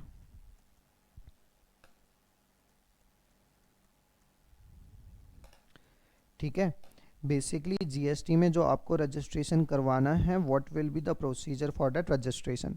तो देखो, रजिस्ट्रेशन के लिए all of you are aware we need to file application in a GSTN portal. ये तो आप सभी को पता है क्या, कि रजिस्ट्रेशन के लिए हमें सबसे पहले जीएसटीएन पोर्टल एक्सेस करना पड़ेगा। अब मुझे बताओ जीएसटीएन पोर्टल कैसे एक्सेस होगा? Sir www.gst.gov.in। ठीक है, ये जो हमारा पोर्टल है, ये जो आपको मैंने यूआरएल लिख के यहाँ पे दिया हुआ है, इस यूआरएल से हमारा जीएसटीएन पोर्टल को हम एक्सेस कर पाएंगे। क्या एक्सेस कर पाएंगे? जीएसटीएन पोर्टल को, जिसको हम क्या बोलते हैं? GST common portal. Common portal, जो भी काम करना है ऑलरेडी हमने बातें कर चुके हैं कि जो भी काम करना है वो सारे के सारे काम किसके थ्रू होंगे? कॉमन पोर्टल के थ्रू होने वाले हैं। और वो जो कॉमन पोर्टल है वो क्या है? GSTN, GST network. ठीक है, ये जीएसटी नेटवर्क में आप जाएंगे तो एप्लीकेंट सबसे पहले क्या करेगा? Sir applicant first need to file a application. Applicant सबसे पहला जो काम करेगा, दो बातें हम करेंगे। पहला एप्लीकेंट, और ये सपोज हमारा जीएसटीएन हो गया, दोनों को हम साथ साथ में रन कर रहे हैं, एप्लीकेंट और जीएसटीएन। फर्स्ट एप्लीकेंट जीएसटीएन को एक्सेस करेगा, ओपन करेगा और एप्लीकेशन फाइल करेगा। मतलब क्या? जीएसटी REG 01, और थोड़ा स्पेसिफिक हो जाऊं तो पार्ट 1 ओपन होगा इसका। पार्ट ए जनरली बोला जाता है पार्ट ए। पार्ट ए में बेसिकली आपसे 3 इंफॉर्मेशन मांगी जाती है, और वो 3 इंफॉर्मेशन कौन कौन सी होती है? सर पहली इंफॉर्मेशन तो होती है आपका मोबाइल नंबर, आपका मोबाइल नंबर।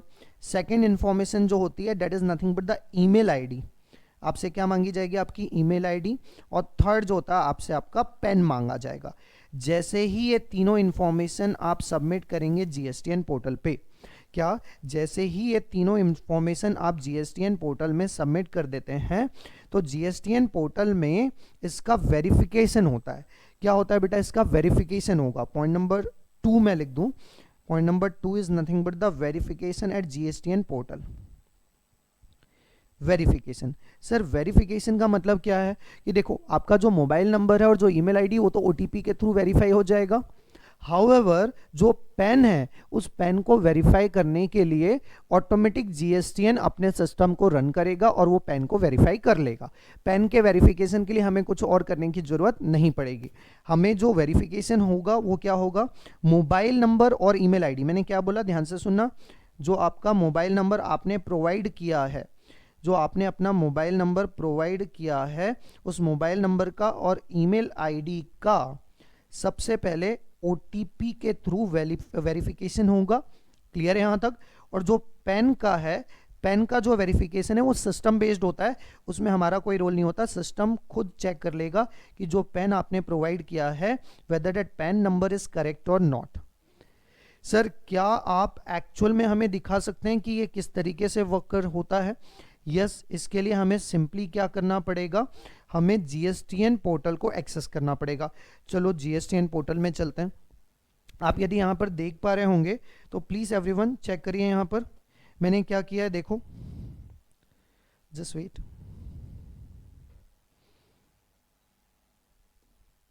हाँ जी, यहाँ पर मैंने जो एक्सेस कर रखा है, मैंने www.gst.goi.in ओपन किया है, जो मैंने आपको कहा वही ओपन किया है। जब आप ये पेज को ओपन करते हैं तो आपका ये जो GSTN पोर्टल है, सॉरी, ये आपका जो GSTN पोर्टल है, GSTN पोर्टल एक्सेस हो जाता है। ये आपको GSTN पोर्टल की इस तरीके से स्क्रीन दिखेगी। यहाँ पर आपको टैब दिखेंगे, डिफरेंट कौन कौन से टैब दिख रहे हैं, चलो देखते हैं। One is a home and other one is a service, GST law, download, search taxpayer और help and taxpayer facilitates और लॉग इन। ठीक है, देखो एक एक करके मैं आपको एक एक पोर्टल, एक एक जो टैब है उसकी डेट इज इंपॉर्टेंस आपको मैं बता देता हूँ। सबसे पहले यदि मैं बात करूँ कि help and tax payer facility, ये तो हेल्प करने के लिए बनाया तो इसको छोड़ दीजिए। If you are already registered person, तो आप लॉगिन में जाएंगे और लॉगिन में आपसे क्या मांगा जाएगा, आपसे वो मांगेंगे आपका यूज़र नेम और password. I am having my on user name and password, यदि मैं वो यहाँ पर प्रोवाइड कर दूंगा तो मेरा लॉगिन हो जाएगा। लॉगिन होने पर मुझे रिटर्न फाइल करने की फैसिलिटी, चालान जनरेट करने की फैसिलिटी, मेरा ई क्रेडिट लेजर, मेरा ई कैश लेजर, मेरा ई लाइबिलिटी लेजर, वो सारी चीज़ें मुझे यहाँ पर डिस्प्ले होगी। क्लियर है? तो ये वाला पोर्शन जो है, ये जब हम आर्टिकल शिप करेंगे तो प्रैक्टिकली हम चेक कर पाएंगे। यदि सर्च टैक्स पेयर की मैं बात करूं तो अब ये सर्च टैक्स पेयर वाले टैब में आप आते हो तो यहाँ पे देखो आपको 3 डिफरेंट टैब दिख रहे हैं, सर्च बाय GSTN और UN, सर्च बाय पेन और search composition tax payer. Basically ये क्या है, जैसे फॉर एग्जांपल मैंने कोई गुड्स परचेस किया या कोई सर्विस ली, उस बंदे ने मुझे बिल दिया, GSTN का टैक्स इनवॉइस दिया। अब मुझे उसके ऊपर डाउट हो रहा है कि यार ये इसने जो GSTN दिया है वो इसका है भी या नहीं है, या करेक्ट है भी या नहीं है, या बस बिंदास 15 डिजिट का आपने कोई भी नंबर लिख दिया और दे दिया। तो उसे चेक करने के लिए, इससे पहले मैं एक्सेप्ट करूं, उसको पेमेंट करूं, मैंने टैक्स पेयर डेट इज जो GST पोर्टल है उसे ओपन किया और सर्च टैक्स पेयर में उस टैक्स पेयर की डिटेल्स को सर्च किया। जैसे फॉर एग्जांपल यहाँ पर चलो मैं अपना GSTN यदि सर्च करूं तो यहाँ पे GSTN सर्च करने के लिए मुझे अपना GSTN डालना पड़ेगा।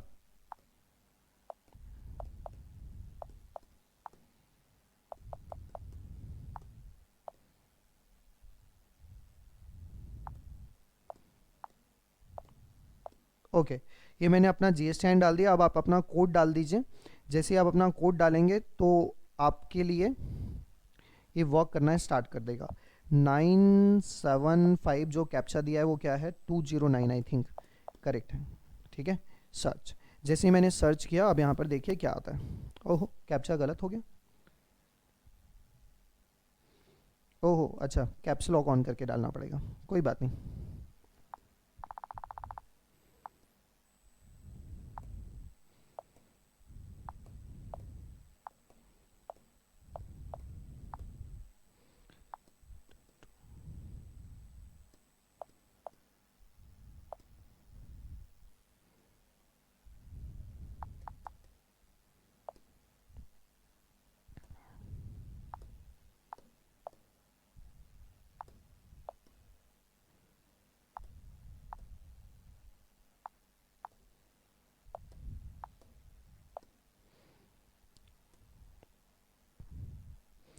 कैप्चा डालिए वापस से। यहाँ पर 135 क्या दिया हुआ है, 135676 सर्च। जैसे आपने सर्च किया अब यहाँ पे देखिए आपको मेरा GSTN आपको यहाँ पे दिखेगा। यहाँ पे आपको लीगल नेम, मेरा लीगल नेम क्या है वो बताएगा आपको, ट्रेड नेम क्या है, मेरा जुडिक्शन क्या है, स्टेट क्या है, टैक्स पेयर टाइप क्या है, GSTN नंबर एक्टिव है या फिर डीएक्टिव पड़ा हुआ है, ये सारी चीज़ें यहाँ पे बताएगा। किस डेट से रजिस्ट्रेशन किया, कॉन्स्टिट्यूशन ऑफ बिजनेस क्या है, साथ में फील्ड विजिट कंडक्ट हुई या नहीं हुई ऑफिसर के द्वारा। साथ में यदि आपको यहाँ पर सबसे इंपॉर्टेंट बात जो यहाँ पे दिखती है कि वो बंदा जो है जिससे हम गुड्स परचेस कर रहे हैं, क्या उसने सारे रिटर्न्स ऑन टाइम फाइल किए या नहीं किए। तो जैसे ही मैं शो फाइलिंग टेबल करूँगा ना, तो उसने जो जो रिटर्न अभी तक फाइल किए हैं वो सारे यहाँ पे वन बाय वन रिफ्लेक्ट हो जाएंगे। अच्छा, आप किसी भी बंदे का आप GSTN के थ्रू ये सारी चीज़ें चेक कर सकते हो। फॉर एग्जाम्पल आपको VPA का चेक करना है तो VPA का GSTN नंबर आपके पास, आप पुटअप करो, सारी इन्फॉर्मेशन आपको आ जाएगी।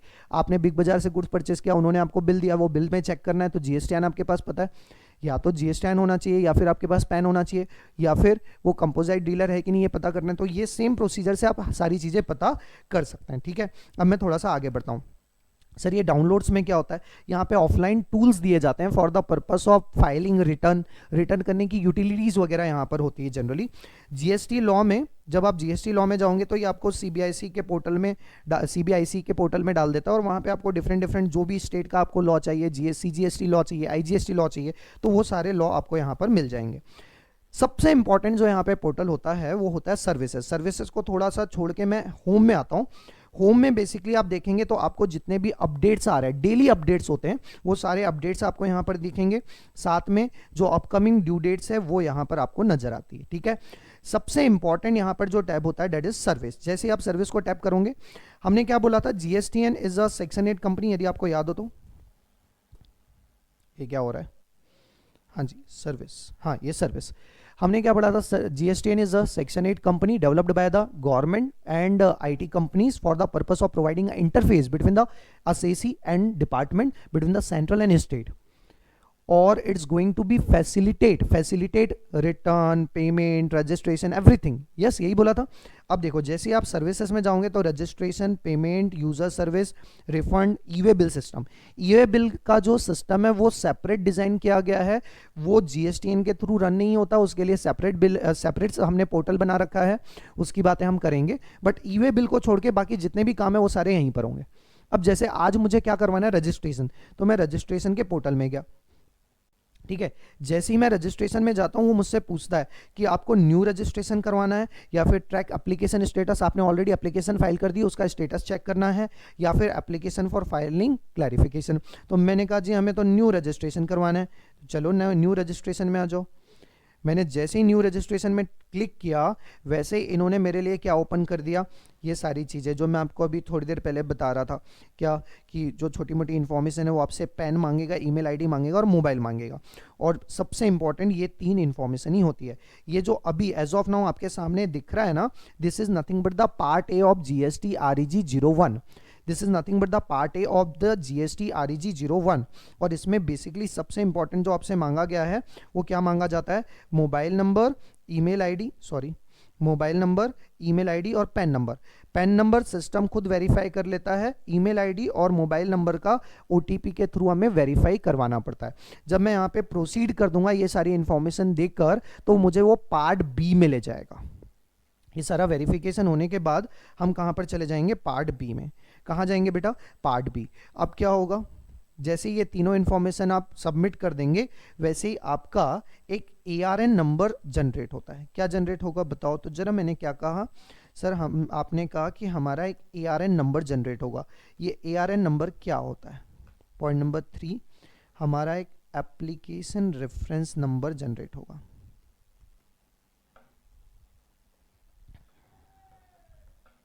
और ये जो एप्लीकेशन रेफरेंस नंबर है, इस एप्लीकेशन रेफरेंस नंबर को हम GST REG 01 के पार्ट बी में जैसे ही इंसर्ट करेंगे वो हमारा पार्ट बी ओपन कर देगा, और पार्ट बी में हमें बाकी की डिटेल्स देनी पड़ेगी। कहने का मतलब क्या हुआ, अब यहां से आ जाएंगे हम पार्ट नंबर बी में। ठीक है, अब क्या होगा आपका पॉइंट नंबर 4। पॉइंट नंबर 4 क्या होता है, GST REG 01 पार्ट बी। और पार्ट बी में अब आपसे एडिशनल इंफॉर्मेशन मांगेगी, सेकिंग दैट इज, और आपसे डिटेल्स मांगी जाएगी, डॉक्यूमेंट्स मांगे जाएंगे। डिटेल्स मतलब क्या, आपका प्रिंसिपल प्लेस ऑफ बिजनेस क्या होगा, आपके सप्लाई का नेचर क्या होगा, एडिशनल प्लेस ऑफ बिजनेस है क्या, whether you want to opt composition scheme or not. आपने सुना मैंने अभी भी कहा क्या, whether you want to opt composition scheme or not, याद करो सेक्शन 10 में हमने पढ़ा था। ठीक है, तो यहां पर आपसे क्या मांगा जाएगा, सीकिंग डॉक्यूमेंट्स एंड डिटेल्स। ठीक है, यहां तक क्लियर है। अब जैसे ही ये पार्ट बी को आप सबमिट करेंगे, वैसे ही अब आता है पॉइंट नंबर 4 या 5, जो भी आपको देना चाहो। पॉइंट नंबर 5 अब आपका जनरेट हो जाता है एक्नॉलेजमेंट। क्या जनरेट होगा, एक्नॉलेजमेंट। ये जो एक्नॉलेजमेंट जनरेट होता है ये बेसिकली GST REG 02 में जनरेट होता है। कहाँ पे जनरेट होता है? GST REG 02 में। अब जितने भी आपने डिटेल्स प्रोवाइड किए, जो डॉक्यूमेंट्स प्रोवाइड की, अब ऑफिसर उसे चेक करेगा। क्या करेगा? डिटेल्स जो आपने प्रोवाइड की और जो आपने डॉक्यूमेंट्स प्रोवाइड किए हैं, ऑनलाइन अपलोड किए हैं, वो सारे डिटेल्स और डॉक्यूमेंट्स को अपलोड किया चेक किया जाएगा। And if it is satisfactory, उसकी सत्यता को चेक किया जाएगा। क्या वो डॉक्यूमेंट सारे के सारे सेटिस्फैक्ट्री है या नहीं है। देखो अब क्या होगा कि यदि वो सारे के सारे जो डॉक्यूमेंट है वो सेटिस्फैक्ट्री रहेंगे तब तो आपका रजिस्ट्रेशन सर्टिफिकेट आ जाएगा, और नहीं, यदि वो सेटिस्फैक्ट्री नहीं है तो फिर क्या होगा? फिर आगे की प्रोसीजर। ठीक है, तो अब क्या होगा, यहां पर we need to do like this. ठीक है, मुझे क्या करना पड़ेगा, मुझे इसके दो पार्ट करने पड़ेंगे। या तो सारी इंफॉर्मेशन जो हमने दी वो सेटिस्फैक्ट्री होगी या नहीं होगी। ये कितने दिनों के अंदर अंदर हो जाएगा? ये with in 3 working days replies का आ जाता है। Sir with in 3 working days यदि नहीं आया, वैसे तो आजकल आ ही जाता है, रीजन बिंग दैट क्योंकि सब कुछ सिस्टम जनरेटेड है, बट नहीं आया then deem to be granted. आप मान लेना कि आपका रजिस्ट्रेशन कंप्लीट हो गया, अब और कोई रिक्वायरमेंट की जरूरत है क्या? नहीं है। ठीक है, दो बातें हो सकती है, या तो सेटिस्फैक्ट्री नहीं होगा या फिर ये सेटिस्फैक्ट्री होगा। ठीक है, क्या कहा? या तो ये सेटिस्फैक्ट्री होगा। सेटिस्फैक्ट्री होगा तो पॉइंट नंबर 6 क्या हो जाएगा? GST REG 06 आपको अलॉट कर दिया जाएगा, मतलब मीनिंग देयर बाय आपका रजिस्ट्रेशन सर्टिफिकेट आ जाएगा which is consist of your GSTIN, जिसमें आपका GSTIN दिया रहेगा। और यदि डॉक्यूमेंट सेटिस्फैक्ट्री नहीं है तो अब यहां से नेक्स्ट प्रोसीजर स्टार्ट हो जाएगा।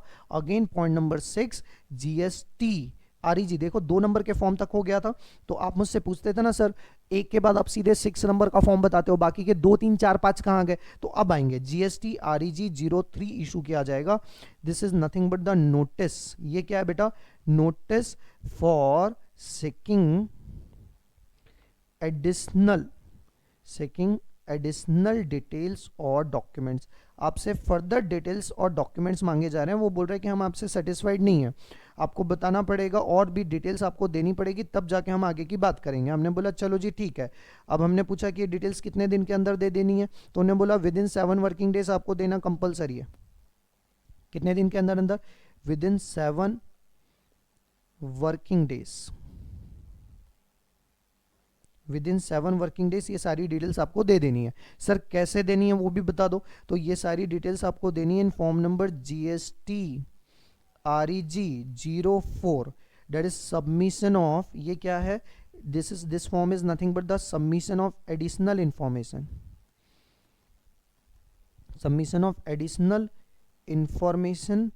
और डॉक्यूमेंट्स। ठीक है, अब इतना सब करने के बाद यदि अगेन ऑफिसर को सेटिस्फैक्ट्री लगेगा तो वो आपका GST REG 06 इशू कर देगा, और नहीं तो अब आपकी कंप्लीटली रिजेक्शन होने वाला है। कहने का मतलब क्या हुआ कि यहाँ पे थोड़ा सा हमें और आगे बढ़ना पड़ेगा, और अब मैं आपसे बोलूंगा कि चेक करो। क्या चेक करो? कि जो इंफॉर्मेशन दी गई is it a satisfactory or not. Sorry,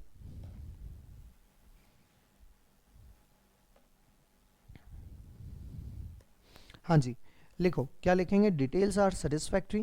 question पूछो पॉइंट नंबर 8, डिटेल्स, जो डिटेल्स प्रोवाइड की गई, जो इंफॉर्मेशन प्रोवाइड की गई, क्या वो डिटेल्स सेटिस्फैक्ट्री है या नहीं है? सेटिस्फैक्ट्री है या नहीं है?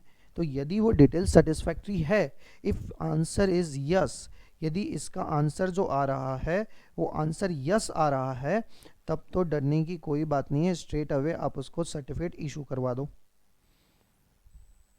क्लियर है बात समझ में?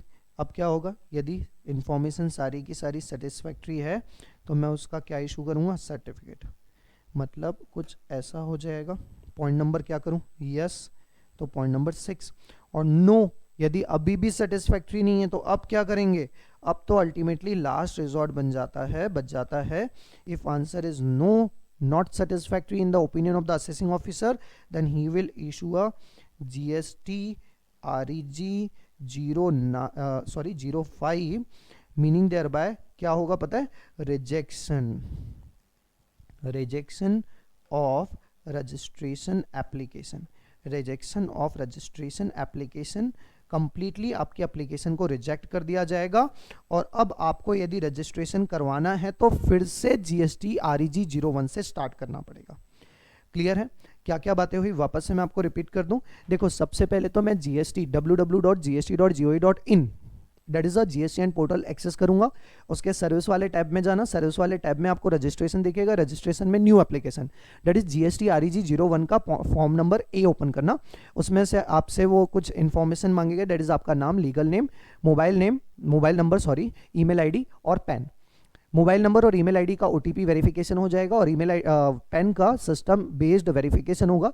इतना होने के बाद आपका एक ARN नंबर जनरेट होता है जिसको हम बोलते हैं एप्लीकेशन रेफरेंस नंबर। इस एप्लीकेशन रेफरेंस नंबर से मेरा GST REG 01 का पार्ट भी ओपन हो जाता है, जिसमें वो मुझसे सब्सिक्वेंटली फर्दर डिटेल्स मांगते हैं, सब्सिक्वेंटली डॉक्यूमेंट्स मांगते हैं। वो सारे डॉक्यूमेंट्स प्रोवाइड करने के बाद, वो सारी डिटेल्स देने के बाद अब मेरा एक्नॉलेजमेंट जनरेट होता है। वैसे देखा जाए ना तो एक्नॉलेजमेंट में ही आपका प्रोविजनल रजिस्ट्रेशन नंबर आ जाता है, मतलब GST REG 02 में आपका प्रोविजनल रजिस्ट्रेशन नंबर आ जाता है। मतलब होता क्या है, पैन तो आपने सबमिट किया है, पैन के आगे स्टेट कोड लगाना है और लास्ट में 3 डिजिट जनरेट करना है, दैट्स इट। बट वो वैलिड कब होगा, जब आपका सब्सिक्वेंट डिटेल्स वगैरह सारी चीजें सेटिस्फैक्ट्री होगी तब। आगे की यदि मैं बात करूं तो क्या होगा, विद इन 3 वर्किंग डेज यदि वो वैलिड है तब तो GST REG 06 इशू कर दिया जाएगा अलॉन्ग विद द GSTN, कहानी वहीं खत्म हो गई। बट यदि वो सेटिस्फैक्ट्री नहीं है तो अब आपको नोटिस इशू किया जाता है in form number GST REG 03 for seeking additional information, और वो एडिशनल इन्फॉर्मेशन आपको with in 7 working days provide करनी होती है GST REG 04 में। अब यदि जो एडिशनल इन्फॉर्मेशन आपने सबमिट की वो सेटिस्फैक्ट्री तो REG 06, और सेटिस्फैक्ट्री नहीं है तो REG 05, that is complete rejection. अच्छा, एक बार SGST में रिजेक्शन हो गया तो it's a deemed rejection under CGST as well as IGST according to section 26। Clear है? क्लियर है? बात समझ में आई क्या? तो जो हमारा रजिस्ट्रेशन सर्टिफिकेट है वो कहां पे इशू है, वो इशू होता है ये, जिसमें हमारा क्या दिया रहता है, जिसमें हमें दिया जाता है हमारा RC, ठीक है, जिसमें हमारा क्या दिया जाता है, RC दिया जाता है। क्लियर है? This is the complete procedure of registration. तो इसी के साथ दोस्तों रजिस्ट्रेशन का चैप्टर हमने कंप्लीट कर लिया है। आई होप प्रोसीजरल चैप्टर था, आपको बहुत मजा आया होगा। छोटी हमने बहुत सारी बातें की है। Now we are moving ahead, और जो हमारा नेक्स्ट चैप्टर है, ठीक है, next chapter very very important, that is a documentation under GST। जो चैप्टर है वो कौन सा है, डॉक्यूमेंटेशन अंडर GST लॉ।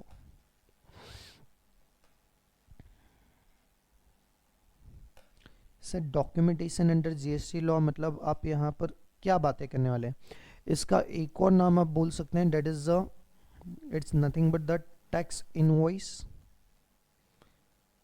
ठीक है, credit note, tax invoice etcetera मैं लिखता हूँ जानबूझ के, tax invoice etcetera. Apart from that credit note, debit note, and in addition to that we will talk in respect of even e-way bill also, ठीक है। जैसा बाकी चैप्टर में हम करते हैं कि सबसे पहले हम एक आउटलाइन देख लेते हैं कि कौन कौन से प्रोविजंस हमें पढ़ने हैं, वैसे ही आउटलाइन मैं यहाँ पर भी आपको बना देता हूँ। यहाँ पर जो हमें प्रोविजंस पढ़ने हैं, सबसे पहला जो प्रोविजन हमें पढ़ना होगा, that provision is nothing but the, just wait, हाँ, सबसे पहला जो प्रोविजन हमें पढ़ना है that is nothing but the section 31। All of you are aware tax invoice का जो चैप्टर है, टैक्स इनवॉइस का चैप्टर स्टार्ट कहाँ से होता है, 31 to 34 बातें की गई है। तो यहाँ पर सबसे पहले जो मुझे पढ़ना पड़ेगा that is section 31। Section 31 one of the very very very important provision, very important provision, okay. इसके बाद आएगा आपका सेक्शन 32 जो हमारा यहीं पर पढ़ के खत्म हो जाएगा, नॉट दैट मच इंपॉर्टेंट। फिर आएगा section 33, again not that much important, छोटी छोटी बातें दी गई है। उसके बाद आता है हमारा section 34, one of the again very important provision, ठीक है, जिसमें क्रेडिट नोट और डेबिट नोट के बारे में बात की गई। सर ये आगे आपने और आगे क्यों एक्सटेंड कर दिया इसको, क्योंकि यहाँ पर मुझे साथ में ई-वे बिल भी पढ़ना है, electronic way bill, e-way bill भी पढ़ना है। आपने नाम तो बहुत सुना होगा बट इसके बारे में आपको इन्फॉर्मेशन नहीं होगी। सेक्शन 68 से ये गवर्न होता है, रेड विथ रूल्स 138, ठीक है, बात करेंगे उसके बारे में भी। यदि मैं टैक्स सेक्शन 31 की बात करूं तो यहाँ पर बेसिकली इन्होंने टैक्स इनवॉइस के बारे में बात करके रखी है।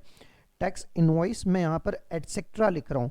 एटसेट्रा का मतलब क्या है, यहाँ पे बिल ऑफ सप्लाई की बात भी होगी, रिफंड वाउचर, पेमेंट वाउचर, बहुत सारी बातें एक साथ उन्होंने कर दी है।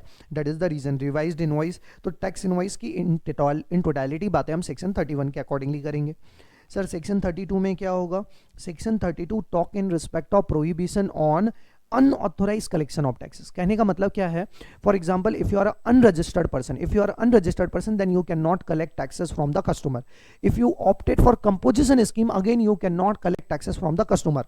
ये जानते हुए कि आप अनरजिस्टर्ड हो या फिर आप रजिस्टर्ड तो हो but registered as a composite person, that is section 10 की स्कीम आपने ऑप्ट की है, आपने कस्टमर को जीएसटी चार्ज किया और उससे कलेक्ट किया। This is considered as unauthorise collection of taxes. देखो आपको इसके आगे के प्रोविजन तो नहीं है खैर, बट यदि मैं आप जब फाइनल में आऊंगे तब इससे रिलेटेड प्रोविजन आप पढ़ेंगे तो आगे क्या बोलती है गवर्नमेंट की, यदि आपने अनऑथोराइज कलेक्शन टैक्स का किया और अनऑथोराइज कलेक्शन करते हुए आप पकड़े गए तो जितना भी पैसा आपने कलेक्ट किया ना वो सारा का सारा आपको गवर्नमेंट को देना पड़ेगा। Concept is very simple boss. Concept क्या है? कंसेप्ट क्या है? गवर्नमेंट क्या बोलती है? चोरी मेरे नाम से की ना, ध्यान से सुनो, गवर्नमेंट क्या बोलती है? चोरी मेरे नाम से की तो उसका माल भी मुझे ही मिलना चाहिए।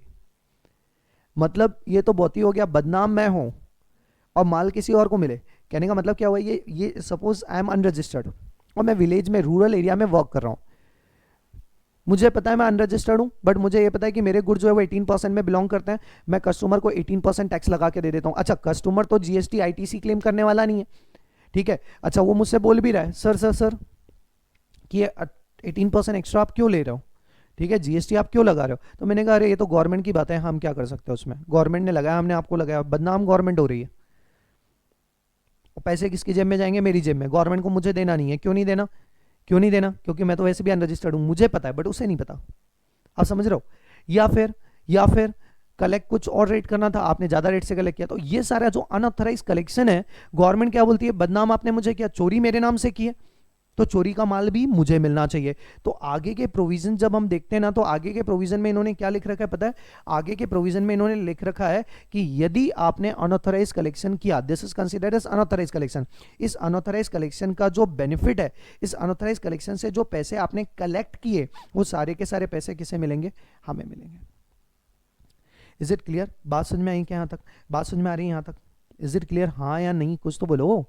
पहला क्या हो गया? Section 31 tax invoice, credit note, sorry bill of supply, revised invoice, refund voucher, payment voucher, ये सारी बातें होगी। 32 क्या है? 32 मैंने क्या कहा? Prohibition of unauthorise collection of taxes.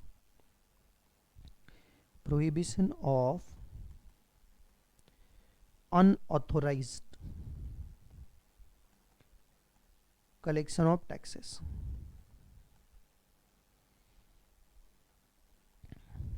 Sir 33 क्या है? 33 अगेन वही सिंपल सा प्रोविजन है, ये सिर्फ ये बोलता है tax shall be indicated separately in the invoice.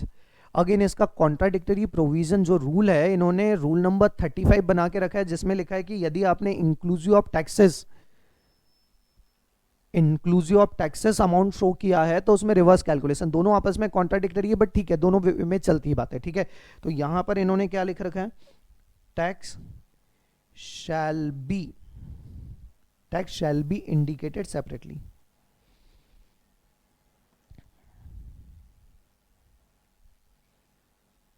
Tax shall be indicated separately in tax invoice, ठीक है।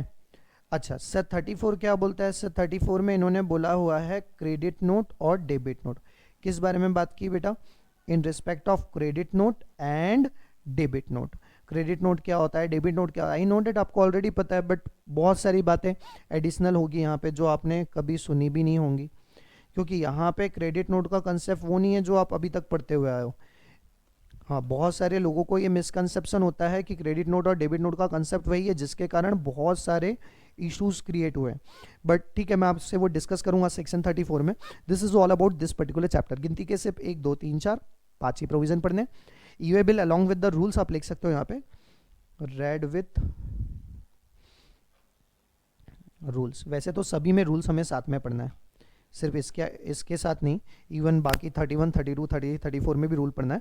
सबसे पहले जो प्रोविज़न हम कवर कर रहे हैं वो सेक्शन 32, सेक्शन 33 छोटे छोटे से प्रोविज़न है, ज़्यादा कुछ पढ़ना नहीं। उसके बाद हम 31 कवर करेंगे और लास्ट में 34 कवर होगा, और उसके बाद ई वे बिल। ई वे बिल का चैप्टर सेपरेट है, बाद में एडिशन किया गया था आपके सिलेबस में, ठीक है। अब यदि मैं डॉक्यूमेंटेशन चैप्टर की बात करूँ, चलो आ जाओ अपने नोट्स में। सर कौन से पेज नंबर में आएंगे? आप आ जाइए पेज नंबर 154, पेज नंबर 154 नहीं 155, please come on page number 155। मैं यहाँ पे भी लिख देता हूँ, पेज नंबर 155। क्लियर है यहाँ तक? अब देखो 155 क्या बोलता है, ठीक है। वो क्या बातें कर रहा है यहाँ पे, बहुत सारी बातें आपको दी गई है। Tax invoice, revise tax invoice, bill of supply, receipt voucher, refund voucher, debit note, credit note, ये जो है ये दोनों गवर्न होंगे सेक्शन 34 से, ठीक है। ये सारी चीज़ें गवर्न होने वाली है सेक्शन 31 से। ये सारा जो है ये कहाँ से गवर्न होने वाला है? सेक्शन 31 से। इवन ये दोनों भी जो गवर्न होंगे वो सेक्शन 31 से गवर्न होने वाले हैं, ठीक है। Bill of supply section 68 red with rule number 138, ठीक है।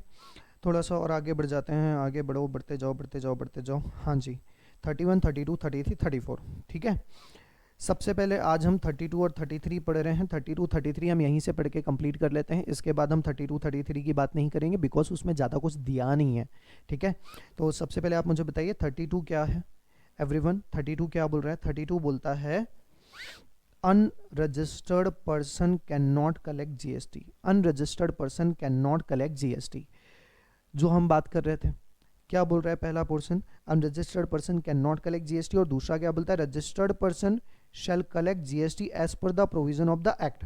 इसका मतलब है if you are a registered person but आपको जीएसटी में प्रोहिबिट किया गया, जैसे कंपोजिट रजिस्टर्ड पर्सन को प्रोहिबिट किया गया है, फिर भी आप टैक्स कलेक्ट करो तो ये अनऑथराइज कलेक्शन माना जाएगा। आप रजिस्टर्ड पर्सन हो, आपको बोला गया आपके गुड्स 12% में कैटेगराइज है, आपने 18% कलेक्ट किया, तो जो 6% एडिशनल कलेक्ट किया है वो भी अनऑथराइज एक्सेस है। आप समझ रहे हो? तो क्या दो पॉइंट से बात हो रही है। एक बात हो रही है अनरजिस्टर्ड पर्सन, अनरजिस्टर्ड पर्सन वो तो पूरा कलेक्शन ही अनऑथराइज है। दूसरा है रजिस्टर्ड पर्सन के पॉइंट ऑफ व्यू से वो कलेक्शन को भी हम अनऑथराइज कंसीडर करेंगे सब्जेक्ट टू कंडीशन। क्या देखना पड़ेगा वहां पे मुझे? वहां पे मुझे ये ध्यान देना पड़ेगा, क्या ध्यान देना पड़ेगा कि क्या आपको जीएसटी एक्ट में ऑथराइज किया गया था टू कलेक्ट टैक्सेस, और किया गया था तो कितना परसेंट टैक्स आप कलेक्ट कर सकते थे, आपने कितना किया, एक्सेस किया है तो इट्स अनऑथराइज कलेक्शन। देखो क्या क्या बोला है, person who is not registered person shall not collect tax. Unregistered person shall not collect tax in respect of any supply, any amount by way of tax under this act. दूसरा क्या बोला? No registered person shall collect tax except in accordance with the provision of the GST law और rules made their under. इसका मतलब आपने इससे deviate होके जब भी टैक्स कलेक्ट करोगे, मतलब अकॉर्डिंग टू एक्ट आपने टैक्स कलेक्ट नहीं किया तो it's unauthorise collection. Unregistered person ने टैक्स कलेक्ट किया, इट्स अनऑथराइज कलेक्शन। और इससे रिलेटेड मैंने आपको एक अच्छी सी बात क्या बताई, बताओ तो जरा। मैंने आपको कहा इससे रिलेटेड प्रोविजन आप सीए फाइनल में पढ़ेंगे, जहां पे उन्होंने ये लिखा कि यदि आप अनऑथराइज कलेक्शन करते हैं टैक्स का, तो जो अनऑथराइज कलेक्शन किया और आप पकड़े गए, तो वो अनऑथराइज कलेक्शन जो टैक्स का हुआ वो सारे के सारे पैसे किसको मिलेंगे? गवर्नमेंट को। आपके गवर्नमेंट के अकाउंट में आपको क्या करना पड़ेगा? क्रेडिट करना पड़ेगा। Is it clear? बात समझ में आई? तो ये पहला पॉइंट था अनरजिस्टर्ड पर्सन का, छोटा सा प्रोविजन था। डेट इज द रीजन कि मैं अलग से आपको नहीं पढ़ाऊंगा, यहीं पे लिखवा दिया, वहां पे चार्ट में हमने छोटे से पार्ट में कवर कर लिया, डेट्स इट, ठीक है। दूसरा क्या बोल रहा है 33, not with standing anything contain in this act. मतलब ये जो प्रोविजन आप पढ़ने जा रहे हैं, ये provision is going to be prevail over the entire act. Section 33 prevailing supersede over the entire act or any other law for the time being in force where any supply is made for a consideration. Supply is made for a consideration. Every person who is liable to pay tax, every person who is liable to pay tax for such supply shall, देखो क्या लिखा है, indicate, क्या indicate the amount of tax which shall form part of the price at which such supply is made. Simple ये बोल रहा है कि अमाउंट ऑफ टैक्स को सेपरेटली इंडिकेट करो, डेट्स इट। ठीक है, तो ये दोनों प्रोविजन तो हमारे हो गए। अब क्या हम सबसे इंपॉर्टेंट प्रोविजन जो आज हमें पढ़ना है वो पढ़ें? हाँ जी सर बिल्कुल पढ़िए। जो इंपॉर्टेंट प्रोविजन है वो हमारे लिए क्या है? सेक्शन 31। सेक्शन 31 की हम लीगल वर्डिंग पढ़ने जा रहे हैं। सर आप वो लीगल वर्डिंग को इतना ऐसे तोड़ तोड़ के क्यों देते हो? हार्डली 2 लाइन की 2 लाइन लिख दो ना। अरे 2 लाइन लिखने में कोई प्रॉब्लम नहीं है, मेरे लिए तो पेजेस, नंबर ऑफ पेजेस और कम हो जाएंगे, बट उससे क्या होगा कि वो आपको उस लेवल पे नहीं समझ में आ पाएगा जिस लेवल में मुझे समझाना होता है। दैट इज द रीजन वो 2 लाइन को मैं 8-10 लाइन में तोड़ देता हूँ। ठीक है, अब देखो पढ़ते हैं लीगल वर्डिंग। लीगल वर्डिंग क्या बोल रही है? अ रजिस्टर्ड पर्सन, सेक्शन 31(1). पहले मैं आपको बता दूं 31 का कंपोजिशन क्या है ताकि आपको थोड़ा और क्लियरिटी आ जाए। ठीक है, सेक्शन 31 की यदि मैं बात करूं, किसकी बात करूं बेटा मैं? सेक्शन 31। तो 31 में बेसिकली हम 3 पार्ट कर सकते हैं। ठीक है, 31 के कितने पार्ट कर सकते हैं? 3 पार्ट। सबसे पहले पार्ट होगा सेक्शन 31(1), दूसरा पार्ट होगा सेक्शन 31(2). रादर ऐसा ना करते हुए जस्ट वेट, हाँ मैं क्या बोल रहा था आपसे, पहला पार्ट होगा सेक्शन 31(1), दूसरा पार्ट क्या होगा? सेक्शन 31(2). ठीक है, नेक्स्ट पार्ट क्या है? Next part is 31(3). 31(3). Next part is, sir next part क्या है? एनीबडी कोई बता पाएगा नेक्स्ट पार्ट क्या है? Sir next part is section 31(4), section 31(5), section 31(6), section 31(7). इतनी बातें हमें करनी है। ठीक है सर, बस इतनी सी? हाँ इतनी सी। यहां पर क्या बोला गया है? Tax invoice in respect of goods. क्या बोला गया? Tax invoice in respect of goods. ठीक है, यहां पे बोला गया टैक्स इनवॉइस, बोलो क्या बोला होगा, समझ ही गए होंगे, इन रिस्पेक्ट ऑफ सर्विसेज। क्या बोला गया? इन रिस्पेक्ट ऑफ सर्विसेज। सर फिर यहां क्या बोला गया? Other documents. अदर डॉक्यूमेंट से मतलब क्या? Other than the tax invoice, other documents. ठीक है, अब 31(1) जो है ये बेसिकली वन टाइम सप्लाई के बारे में बात करता था। किस बारे में? One time supply. सर ये वन टाइम सप्लाई मतलब क्या? ये मेरा नाम दिया हुआ है, मैं आपको समझाऊंगा, थोड़ा सा रुक जाइए। ये किसके बारे में बात करता है? जनरल मैनर में वन टाइम सप्लाई भी बोल दिया तो भी चलेगा। 31(4) बात करता है कंटिन्यूअस सप्लाई। किस बारे में बात करता है बेटा? Continuous supply. और 31(6) और 7 जो है वो स्पेशल केसेस है।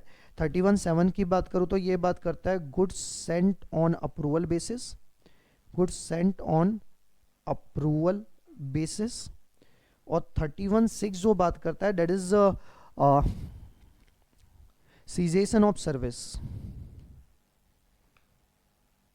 Cessation of service before completion. Service contract लिख लो, service contract before completion of contract.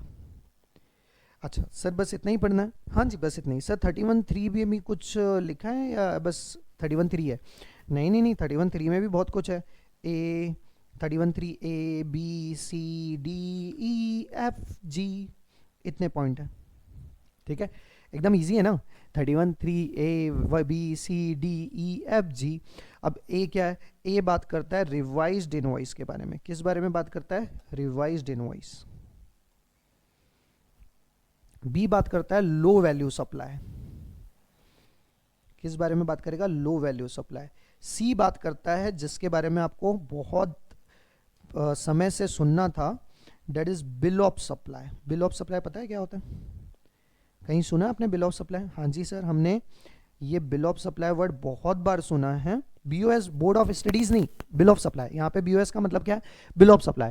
ये हमने कंपोजिशन स्कीम में पढ़ा था। हमने क्या पढ़ा था कि if you are opted for, if any person, if any registered person opted for section 10 scheme, composition scheme, then he can not issue a tax invoice, he can issue a bill of supply. और वो bill of supply क्या होता है वो यहाँ पर बताया जाएगा। और क्या दिया गया है? रिसिप्ट वाउचर, रिसिप्ट वाउचर, और क्या दिया गया है, पेमेंट वाउचर, रिसिप्ट नहीं, रिसिप्ट वाउचर के बाद आएगा रिफंड वाउचर, पेमेंट वाउचर बाद में आता है, refund voucher, receipt voucher, refund voucher, फिर क्या आ जाएगा, पेमेंट वाउचर। पेमेंट वाउचर के अलावा और क्या होगा यहाँ पे, सेल्फ इनवॉइस। इतनी बातें हमें करनी है, 31 ही मेन है। एक बार 31 खत्म हो गया उसके बाद तो बहुत ही आसान हो जाएगी चीज़ें, ठीक है। 31 खत्म हुआ उसके बाद तो फिर कुछ आपको लगेगा ही नहीं कि 31 में कुछ है भी, मतलब इस चैप्टर में कुछ है भी, ठीक है। तो 31 हम पढ़ना स्टार्ट कर रहे हैं। सबसे पहले जो बातें हमारी चल रही है वो किसकी चल रही है बेटा, टैक्स इनवॉइस, ठीक है। तो जैसे मैंने आपसे बात किया उसी तरीके से हम इसे रन करने वाले हैं। सबसे पहले मैं आपको ये पर्टिकुलर पार्ट 31, 4, 7, 2, 5, 6 ये दोनों पार्ट कवर करवाऊंगा। उसके बाद हमारा फोकस होगा 3 में। इतना पार्ट खत्म होने के बाद हम फिर क्रेडिट इनवॉइस, क्रेडिट नोट और डेबिट नोट पढ़ेंगे, और उसके बाद last part that is a E way bill. Clear है यहाँ तक, बोलो हाँ या ना। तो सबसे पहले यदि हम 31, 1, 2, 3 को तो छोड़ दो, 4, 5 और 6, 7 की बात करें तो सबसे पहले सेक्शन 31, 1 हमारा आ रहा है। ध्यान से सुनते, एक एक करके हम बातें करना स्टार्ट करते हैं, ठीक है। जो चार्ट बनेगा थोड़ा सा हमारा बड़ा बनेगा, ठीक है। विल डू वन थिंग कि हॉरिजॉन्टल ले लें क्या, नहीं चल जाएगा, वर्टिकल में भी चल जाएगा, ठीक है। तो यहाँ पे मैं सबसे पहले हेडिंग डाल देता हूँ टैक्स इनवॉइस।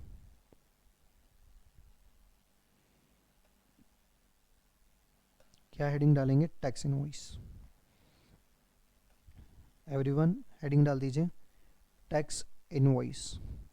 और टैक्स इनवॉइस पढ़ने के लिए we need to read section 31, ठीक है। सबसे पहले मैंने आपको कहा कि टैक्स इनवॉइस या तो इन रिस्पेक्ट ऑफ गुड्स इशू किया जाएगा, या फिर टैक्स इनवॉइस जो है वो इन रिस्पेक्ट ऑफ सर्विसेज इशू किया जाएगा, ठीक है।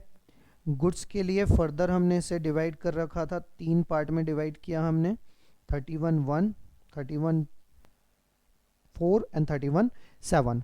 वेरस सर्विस के लिए भी अगेन हमने 3 पार्ट में डिवाइड किया इसे, और जो 3 पार्ट थे वो कौन कौन से थे, 31,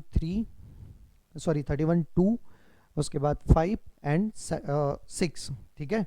तो चलिए यहाँ पे जो जो बातें मैंने आपसे के साथ अभी तक की है वो लिख लेते हैं, और फिर हम पढ़ना चालू करते हैं। प्रोविज़न कौन कौन से प्रोविज़न था सर, 31, 1, 31, 4 एंड 31, 7, ठीक है। यहाँ पर बात करें तो 31, 2, 31, 5 एंड 31, 6, ठीक है। यदि हम 31, 1 की बात करें तो it's related to the one time supply. मैं इसे वन टाइम सप्लाई क्यों बोल रहा हूँ आपको समझ में आएगा, ये वर्ड वैसे कहीं यूज नहीं किया गया है, बट जनरली मैं इसे क्या बोलता हूँ, one time supply of goods. whenever there is a one time supply of goods then what will be the position, ये बातें हम यहाँ पर करेंगे, ठीक है। एट द सेम टाइम इसको आप जनरल केस भी बोल सकते हैं, जनरल केस, क्या बोल सकते हैं इसको, जनरल केस। जबकि कंटिन्यूस सप्लाई, अब ये कंटिन्यूस सप्लाई क्या होता है, कैसे बातें होगी, सारी बात करेंगे, थोड़ा सा पेशेंस रखो। तो whenever there is a continuous supply of goods, whenever there is a continuous supply of goods, तो हम बातें कहाँ पे करेंगे, हम 31, 4 में करेंगे। और 31, 7 में ऑलरेडी मैंने आपके साथ बात किया, ये थोड़ा सा अलग केस है, स्पेशल केस है। यहाँ पे जो बातें होगी, whenever you are sending goods on approval basis, sent on approval basis, जैसे आपने वो कंसाइनमेंट वगैरह पढ़ा होगा ना, तो अप्रूवल बेसिस पे जब गुड्स भेजा जाएगा तो क्या होगा, वो बातें हम यहाँ पर करेंगे, ठीक है। 31, 2 में अगेन यहाँ पर भी क्या बातें होगी, बेसिकली यहाँ पर भी हम जनरल बातें करने वाले हैं, जनरल केस। ये कौन सा केस है, जनरल केस। अगेन आप इसको भी वन टाइम सप्लाई बोल सकते हो, कोई फर्क नहीं पड़ेगा। यहाँ पर जो बातें होगी that is continuous supply of service की, कौन सी बात होगी, कंटिन्यूस सप्लाई ऑफ सर्विस। यहाँ पर हमने किसकी बात की, continuous supply of goods, continuous supply. अब ये कंटिन्यूस सप्लाई क्या होता है, कैसे होता है, सारी बातें करेंगे, वेट करो। कंटिन्यूस सप्लाई ऑफ गुड्स, और यहाँ पर जो हमने बातें की continuous supply of service. And 31, 6 जो बेसिकली है ये अगेन स्पेशल केस, और स्पेशल केस जो है वो क्या है, cessation of service, cessation of service contract, service contract before completion, before completion. ठीक है, सबसे पहले हम पढ़ना स्टार्ट कर रहे हैं वन टाइम सप्लाई से, उसके बाद हम वन बाय वन पढ़ना स्टार्ट करते चलते हैं। ठीक है, सबसे पहले 31(1) में आ जाइए। 31(1) क्या बोल रहा था, एक बार ध्यान से पढ़ो जरा।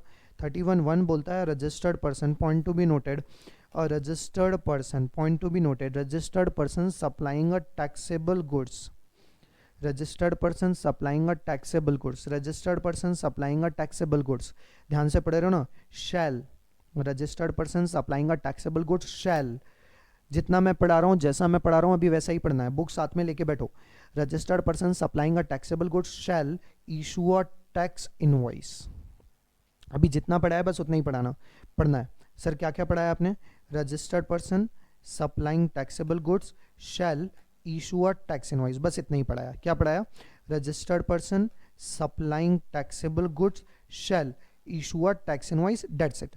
कि यदि कोई रजिस्टर्ड पर्सन टैक्सेबल सप्लाई कर रहा है, टैक्सेबल गुड्स की सप्लाई कर रहा है, देन मैंडेटरी है टैक्स इनवॉइस इशू करना। Without tax invoice you can not supply taxable goods. वापस से सुन लो, क्या शैल वर्ड यूज किया है, शैल का मतलब क्या होता है, ये कंपलसरी है, मस्ट है। क्या, you need to issue on mandatory basis, a registered person supplying taxable goods shall issue a tax invoice, shall issue a tax invoice मतलब मैंडेटरी बेसिस पे आपको इनवॉइस इशू करना ही पड़ेगा, मैंडेटरी बेसिस पे आपको इनवॉइस इशू करना ही पड़ेगा। You got my point. अच्छा, अब आगे क्या लिखा है, कब तक इशू करना है ये बताओ। तो आगे वो बोलता है बिफोर और at the time of either removal of goods और delivery of goods or making available thereof to the recipient in any other case। Simple word में बातें करें तो सबसे पहला सेंटेंस जो हमारा था, registered person supplying taxable goods shall issue a tax invoice on or before, अब ये दूसरा part, on or before removal of goods और delivery of goods, on or before removal of goods और डिलीवरी ऑफ गुड्स। मतलब जब जब आप goods को रिमूव करेंगे, रिमूवल ऑफ गुड्स का मतलब क्या, रिमूव करेंगे हम अपने प्रेमाइसेस से, जब भी हम अपने गुड्स को रिमूव करेंगे प्रेमाइसेस से for the purpose of supply, then you need to issue a tax invoice. Without tax invoice आपके गुड्स का रिमूवल नहीं होना चाहिए। अच्छा, आगे कुछ और भी बोला है, और पढ़ो, अब थोड़ा और डिटेल में चलो। क्या, on or before removal of goods for supply to the recipient where the supply involves movement of goods. यदि आपकी जो सप्लाई है उसमें गुड्स का मूवमेंट हो रहा है तो on or before the removal of goods you need to issue a tax invoice on mandatory basis। at the same time इसका जो सेकेंड पार्ट है, वो सेकेंड पार्ट क्या बोल रहा है, delivery of goods or making available thereof to the recipient in any other case।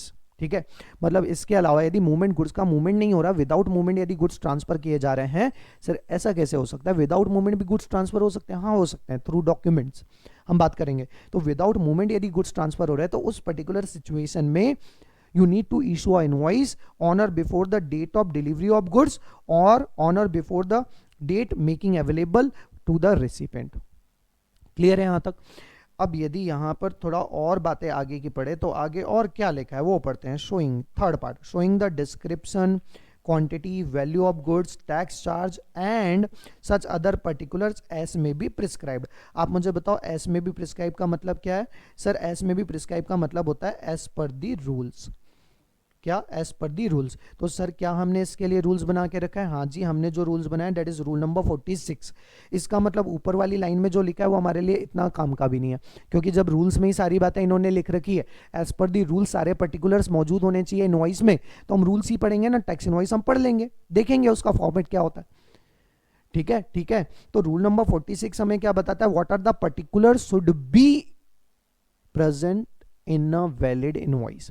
देखो GST का जो सिस्टम है ना, जीएसटी का सबसे यूनिक फीचर, सबसे इंपॉर्टेंट फीचर जो है that is a complete elimination of cascading effect. और वो हमने क्यों कर पाया, because we are providing ITC. अब ITC one of the nuclear of entire GST system, और आईटीसी का बेस क्या है, टैक्स इनवॉइस। अरे कुछ ना कुछ प्रूफ होना चाहिए ना, किस प्रूफ के बेसिस पर आप आईटीसी दोगे? टैक्स इनवॉइस, मतलब tax invoice is one of the very important document, और क्योंकि इतना इंपॉर्टेंट डॉक्यूमेंट है तो क्या मतलब कोई भी टैक्स इनवॉइस चलेगा क्या? नहीं, that should be valid. That is the reason हमने उसमें 46 में लिख के रखा है कि what are the particulars need to be present over tax invoice.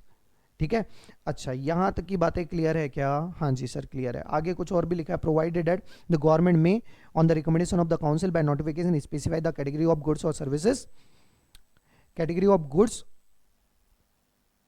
in respect of which tax invoice shall be issued within such time and in such a manner as may be prescribed। तो इसके लिए इन्होंने separately rule number 55 जो हम last में पढ़ने वाले delivery चालान से रिलेटेड बात करेंगे। तो बेसिकली ये आपका क्या है, सेक्शन 31(1). अच्छा इसी के नीचे 31(2) भी दिया गया है। इससे पहले कि आगे बढ़े हम ये भी पढ़ लेते हैं। ये किसके लिए? सर्विसेज के लिए। ये क्या बोलता है, पढ़ो जरा। रजिस्टर्ड पर्सन, अगेन पहले मैं जितना पढ़ा उतना ही पढ़ना। रजिस्टर्ड पर्सन, क्या बोला गया? Registered person supplying taxable supply of services, supplying taxable services shall issue a tax invoice, shall issue a tax invoice। Sir कब तक इशू कर देना है? ऑन और बिफोर, आगे पढ़ो, on or before, on or before, क्या लिखा है? बिफोर और after the provision of service but with in a prescribe time limit. और ये टाइम लिमिट प्रिस्क्राइब्ड, प्रिस्क्राइब्ड मतलब एज पर दी रूल। जो रूल बनाया वो कौन सा रूल बनाया? Rule number 47। अब ये रूल नंबर 47 क्या बोलता है? ये बोलता है ईदर विद इन 30 डेज, क्या बोलता है? विद इन 30 डेज और 45 डेज एज द केस में बी। हाउएवर ये 45 डेज किसके लिए? ये 45 डेज है bank, NBFC, financial institution and insurer. Insurer मतलब इंश्योरेंस कंपनी, इन सब के लिए, इंश्योरेंस कंपनी, इन सब के लिए जो हमने रेट लग रखा है वो 45, सॉरी टाइम लिमिट है 45 डेज, बाकी सब के लिए 30 डेज है। 30 डेज और 45 डेज काउंट कहां से होंगे? From the date of provisioning of service. कहां से काउंट होंगे? From the date of provisioning of service. अच्छा बाकी चीजें यहाँ पे ऑलमोस्ट सेम दिखेगी। Showing a particulars as may be prescribed मतलब as per rule number 46, as may be prescribed मतलब एज पर रूल नंबर 46, और प्रोवाइडेड एट वो भी यहाँ पे वैसा ही लिखा होगा। तो ये 31 32 समझ में आया कि आपको? एक बार छोटा छोटा, डोंट वरी मैं आपको एग्जांपल दूंगा, बट अभी तक जो हमने पढ़ा है उसके अकॉर्डिंगली यहाँ पे कुछ नोट डाउन करें क्या हम? हाँ जी सर बिल्कुल करते हैं। बताओ 31 में मैं क्या नोट डाउन करवाऊँ? सर 31 में आप सबसे पहले तो आप दो पार्ट कर दीजिए इसके। दो पार्ट कौन कौन से? इफ, पहला लिखो इफ मूवमेंट ऑफ गुड्स, क्या? गुड्स का मूवमेंट यदि इन्वॉल्व है, a movement of goods involve, तो इस सिचुएशन में क्या होगा?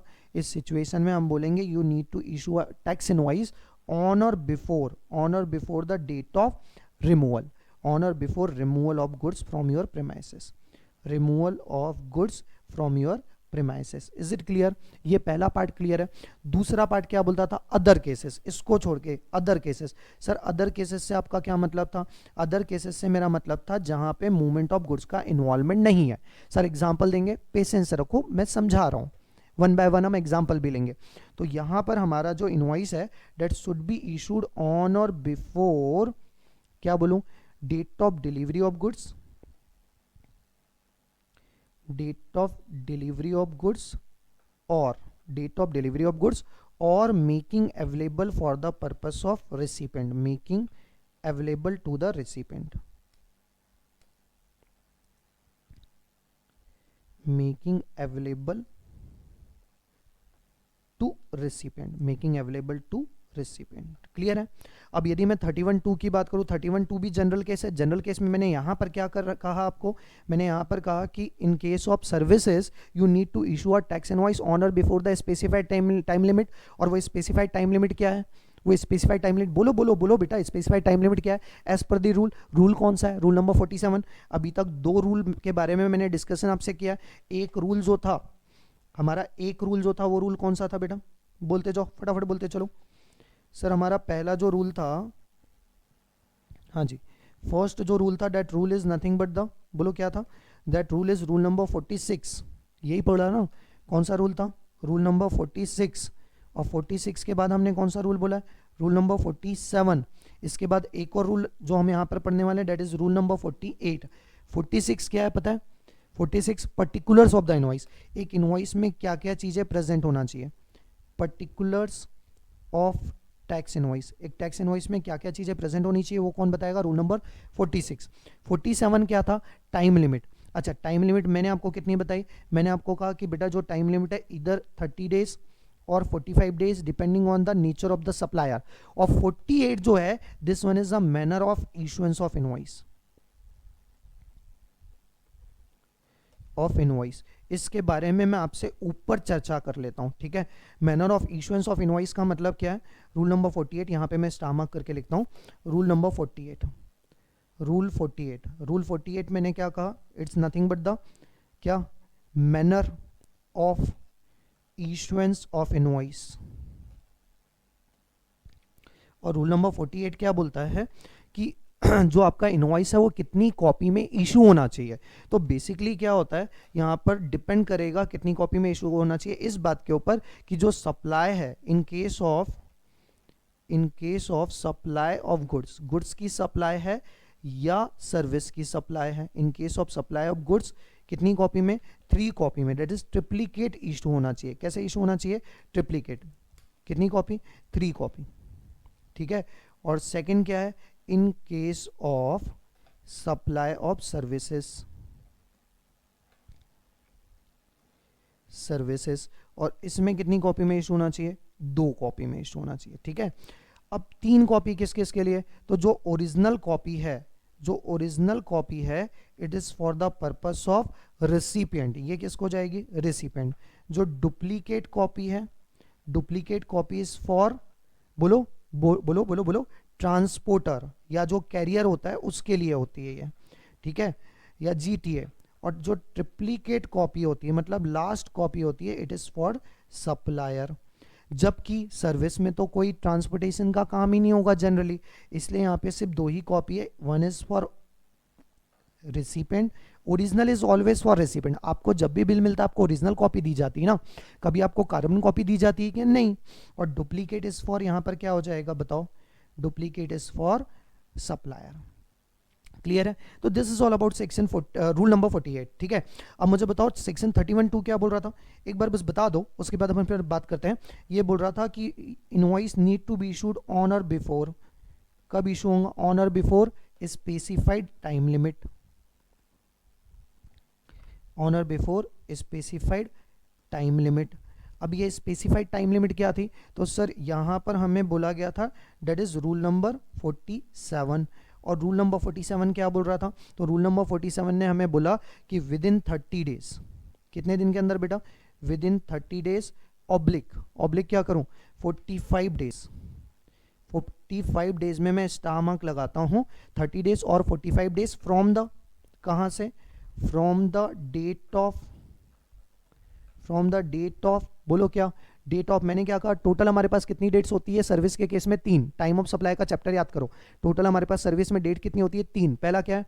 Date of provisioning of service. Provisioning of service मतलब मैंने कब सर्विस प्रोवाइड की, कंप्लीशन कब हुआ। सेकंड डेट कौन सी होती है? Date of invoice. और थर्ड डेट कौन सी होती है? Date of payment. Date of provisioning of service, date of invoice and date of payment. Date of provisioning of service, date of invoice and date of payment. Clear है? यहां तक बात समझ में आई? यहां तक? अच्छा, अब यदि आपको समझ में आ रहा होगा तो मुझे सबसे पहले आंसर दीजिएगा। Date of invoice, date of provisioning of service, date of payment और date of invoice. Date of invoice तो हमें निकालनी है, तो हमारे पास बचता क्या? Date of provisioning of service और डेट ऑफ पेमेंट। क्लियर है? तो यहां पर क्या बोला? From the date of provisioning of service, date of provisioning of service, provisioning of service. अच्छा, एज ऑफ नाउ अभी मैं आपका लेक्चर यहीं पर कंक्लूड कर रहा हूं। इसके आगे की बातें हम करेंगे आज ही, इवन दो आज के ही लेक्चर में मैं आपको इसके आगे का सेकंड पार्ट दूंगा, क्योंकि थोड़ा डिस्कशन अब मेरा जो है वो थोड़ा सा एक्सटेंडेड वर्जन में होगा, थोड़ा सा लंबा डिस्कशन हमारा चलेगा, क्योंकि एग्जांपल्स भी मुझे देना पड़ेगा और साथ में 31(3) भी हम पढ़ने वाले हैं in its completely, in its entirety. ठीक है, तो आज मैं अपने लेक्चर को यहीं कंक्लूड कर रहा हूं। इसका पार्ट 2 जो है वो मैं आपको इधर आज या फिर कल मैं आपको प्रोवाइड करूंगा। तो हमारा ये डॉक्यूमेंटेशन का चैप्टर भी जो है इन टोटलिटी खत्म हो जाएगा।